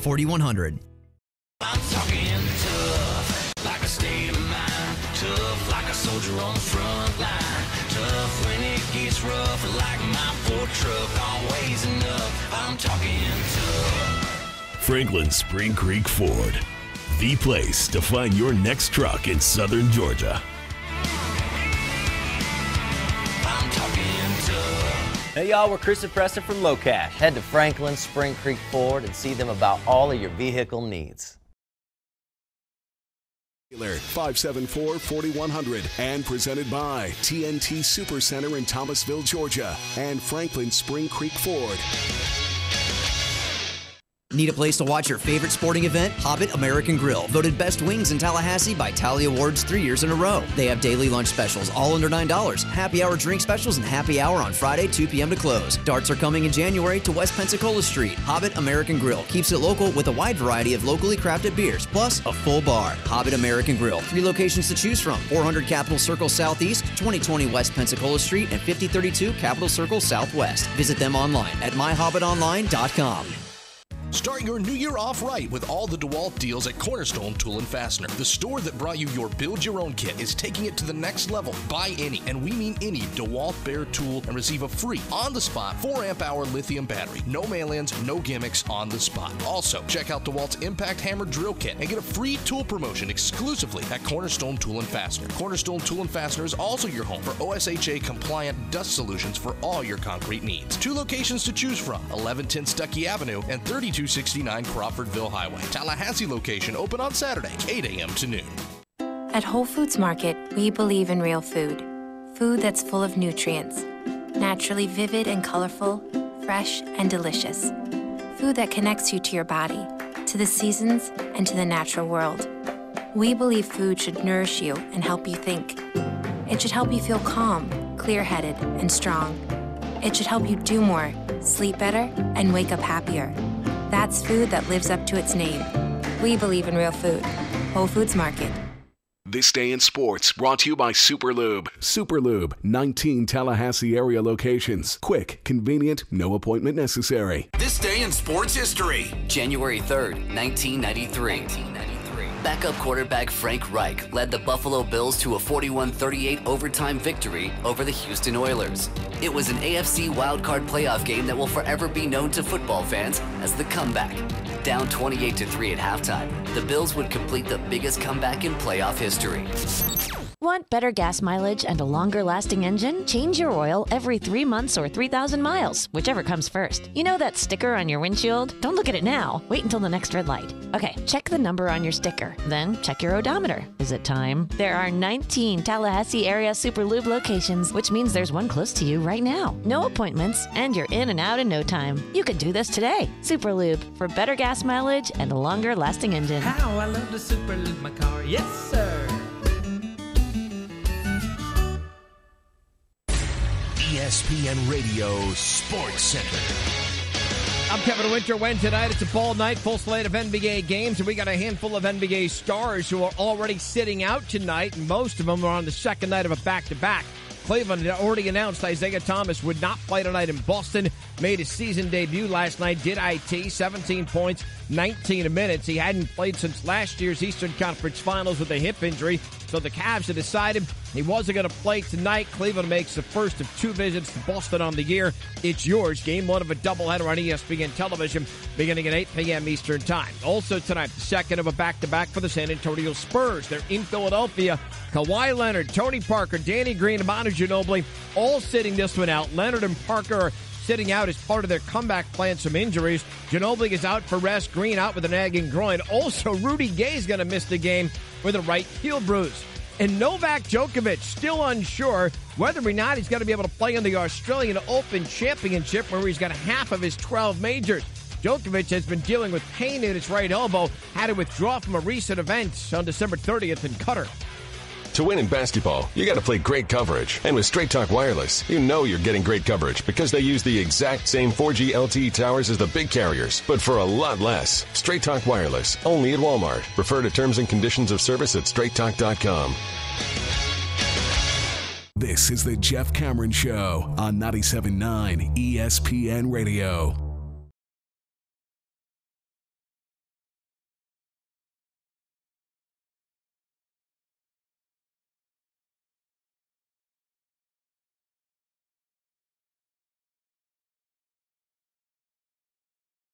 NFL playoffs are set. Congratulations to Jacksonville, obviously, although it would have been nice for you to win that other game. Kept the Titans out. Winners in the wild card round have won the Super Bowl 9 times. At least one Super Bowl participant in 6 of the past 12 years played a wild card game. The wild card round participants to win the Super Bowl, can you name them? Way back in 1980. I remember watching the Oakland Raiders defeat the Philadelphia Eagles in the Super Bowl, 27-10. They were one of them. By the way, Dick Vermeil was the coach of the Eagles, and he was young and spry. Wow. All the way back in 1980, you wouldn't think the wild card went back that far. Because baseball, it's, only kind of young, 20 years or so with the wild card. Yeah. Well, remember, baseball was slow, very traditional. Yeah. A lot of people, that was a big debate whether or not they should have that. And at the time, admittedly, I was more of a traditionalist and actually was kind of against it. And to some extent, I realize now that I was wrong. I think it's added something. I don't like the way they go about, I guess, the wild card series. I think what you ought to do, by the way, something to talk about on that note. You know how they want to give the team that was the better team and the division winner an advantage over a wild card team that gets in, right? The reward for 162 games and all that. If you really wanted to do something other than the one-game one-off, which is not how baseball should be played, you play a doubleheader. First of all, the first team to win 2 games wins that series. It's a 3-game series, but you play a doubleheader on an afternoon on a Saturday or whatever it is. Team A loses to Team B in the first game. They have to win the second game or it's over. If they do, you set up the one-game thing, but you make them play the next day. Right, yeah. Yeah, it'd be on like a Monday, right? Because we're on Tuesday because the season ends on a Sunday. Yeah. How good would that be? Oh, that would be outstanding. You want to talk about drama? How about the second game of a doubleheader? It has a college baseball feel to it, and we all know how that feels when you're down 1-0. But in the pros, it doesn't matter. You could easily come back from 1 game down, win the nightcap in the doubleheader, and then turn around the next day. And there's Kershaw that you wanted to save for game 1 of the DS. That's an advantage. Yeah. I like that idea. That was just something I was kicking around with a friend of mine over the weekend. But if you had asked me when did the wild card begin in the NFL, I would have said, I don't know, 88, 90. Not going all the way back to 1980. Wow. Yeah. Jim Plunkett, famed Stanford. And here's what's interesting about Plunkett, by the way. It was a revival. I mean, Plunkett was basically thought of as a bust. Oakland, by the way, if you go back to that, this will make you smile. The Raiders made their 3rd Super Bowl appearance after going 11-5, but they lost a tiebreaker to the AFC West Division winner, San Diego Chargers, that year. That's why that was what it was, yeah. They had to advance to the Super Bowl by beating, these were different times, the Houston Oilers, Cleveland Browns. Okay. Those were different times indeed. And then San Diego, I might add. So, anyhow, here you go. Denver did it in 97 when they beat Green Bay 31-24. Baltimore did it in 2000 when they beat the Giants 34-7. We remember that. Pittsburgh did it when they defeated Seattle 21-10 in 2005. And Indianapolis did it in 2006. Did they really? Huh. That's interesting. These are just, you can go on. The Giants have done it. Green Bay has done it. The Giants did it again, and Baltimore did it. You go on and on and on. That's what you're waiting on. That's what I was waiting on, yeah. I had the last few because that's my railing against the wild card, that you're playing 16 games, and these teams are getting hot at the end, but they're not nearly the best team in the NFL through 16. but they just barely get into the tournament by getting hot at the right time, and then they win the whole damn thing. And for me, that feels like you're cheating yourself out of who is the true champion. Whenever a team, you remember, what was the year? Oh, well, that was the Saints going to Seattle and knocking off, was that right? Yeah, the Saints went and beat Seattle out in Seattle. I think Seattle beat the Saints. That was the Marshawn Lynch big run. Ah, that's right. And they were under 500. Everybody. They were 7-9. Yeah. And they got the chance to host the game, which made a big difference. Talking about teams deserving, not deserving. Wherever I think of the misappropriation there, I always think of that one. That was the same day that Mark Sanchez and the Jets went down to Indianapolis and won a playoff game on Wild Card Weekend. He won games in Indianapolis and in New England in his career. That's why people always kept giving him chances. But it's mostly about the defense for the Jets those seasons. About that. You're right. Yeah. He did, didn't he? He did. Yeah. 6 of the 8 new teams in the playoffs this year will play on Wild Card Weekend. Buffalo, Carolina, Jacksonville, the Rams. If I had told you before the season began, Tom, I'm very certain Jacksonville, along with the Los Angeles Rams, they're going to the playoffs. You would have laughed at me, and understandably so. Maybe less so with Jacksonville. Maybe less so, although we Bortles. Less so with Jacksonville. No, absolutely. Power run game, good defense. That division's not any good. Right. Rams, who I think are going to win big, by the way, against Atlanta. All your division winners in the NFC are stunners. The Rams being the biggest one, but the Saints, nobody thought that was going to be the case. And then they played their first 2 games, and everybody was certain that the Saints weren't going to be a division winner. And then Minnesota in the North, not Green Bay. And then out in the East, Philly comes out of nowhere and takes the number 1 overall seed. I think the most fun about all of this year, the new year, one of the things that the salary cap league is a provider of hope. It allows for teams like us, 5-11 Tampa Bay, to know that it's entirely possible to miss out on the playoffs, to even be downright bad, and to go the next year and be a playoff team. There are 8 new teams in this year's playoff field. Eagles, Vikings, Rams, Saints, Panthers in the NFC, and Jaguars, Titans, Bills in the AFC. It's crazy to think about that. That's tied for the most in a season since the 12-team playoff format was adapted in 90. Since 90, at least 4 teams have qualified for the playoffs in every season that were not in the postseason before. So that's what it's done.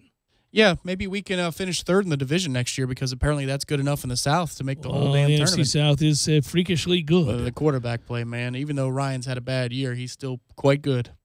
Playoff teams in the previous season's playoffs that weren't there, you had 7 do it in 1990, 5 in 91, 6 in 92, 5 in 93, 5 in 94, 4 in 95, 5 in 90. You see where I'm going here? It's 5, it's 4, it's 6, it's 7, it's 5, it's 6. You go on and on and on. We're up to 6, and in 2017, it's 8. There's never been less than 4 in turnover. Which game? Titans, Chiefs, probably not. Rams. Chiefs win big there. Rams win. Rams, Falcons, that's Saturday night. Yeah. And then Sunday is Jacksonville, Buffalo. And Jacksonville wins, yep. Carolina, New Orleans. Which game do you like the most? Which one do you want to watch the most? Usually Wild Card Weekend disappoints a little bit. Then you get to Division Weekend and things get a little bit better. Rams, Falcons. I agree. That's a good one. It's a real good game, but I think the Rams win. But Rams, Falcons, yeah. If the Falcons can get the ground game going, then you got yourself a war with Gurley against Freeman Coleman. There's a chance, by the way, the Chiefs beat the Titans by 57. That's a sorry-ass team. That's just putrid. Better chance the Chiefs beat the Titans by 20 or more points, or the Knowles basketball team beats North Carolina tonight by 10 or more points. Chiefs. Okay. Yeah, Chiefs. I was trying to backdoor a proclamation about your thoughts on tonight. Chiefs will win comfortably and could win really a lopsided affair there. The Knowles are going to win a squeaker tonight, buddy. All right, so you are picking us. Well, yeah, I am. The TLC Double C. First day back on the air. It's good to see you again and Matthew and to talk to all of our listeners and to kind of get back in this seat. I'm excited. I'm rejuvenated. It's impossible for me to be overly negative right now. Okay. At least for now. By tomorrow, I can be very negative. We'll see. It is good to see you two. I was rested after doing nothing last night, relaxing a little bit, hanging out. Slept in, got up to snow. You know I'm a cold weather guy. Walked outside. It was snowing awesome. at my house. That was awesome. Forget about it. I knew I was going to have a good day today. I knew everything was going to be all right. Boy, Kids were playing in the snow. Clearly, you got enough in the tank to do a 4th hour. Not going to happen. I got another show to do tonight, but yeah, no, we're not going to do a 4th hour. But I will be here, ready to roll tomorrow with 2 hours with you, 2 hours with Seminole Headlines. Nice. Seminole Headlines tomorrow. A little extra action. We got it. Yeah, should be good times. Hey, Front Row Knowles is what's coming up next. Who they got on tonight? I know our friend Tim Linnefeld will join us. Stan Jones. You told me that. Sorry, Stan, I forgot about you. I love you, buddy. Stan, it's Looks a little bit better when we have more athletic skill, that offense. Wow. World's different, huh? That used to be the talking point every year. The offense is doing its part. Well, he stood out there and pounded the ball on the floor and won games 50-48. I like winning more than I do losing, so it didn't cause me to freak out. We would call no plays. We would call no plays. Standing out there and pound the ball like a-holes, it drove me nuts. This is beautiful to watch. Scoring in transition, playing above the rim, getting up and down. Let's go. Got to play good defense tonight, though. Carolina can put the ball in the bucket, and let's not let them get rolling. Good work out of you. Great work, Matthew. To those that called and or listened, surely do appreciate it. Hopefully tonight I'll be able to tweet out a little choo-choo. If not, either way, be with you tomorrow. Take care, everybody. Go Knowles.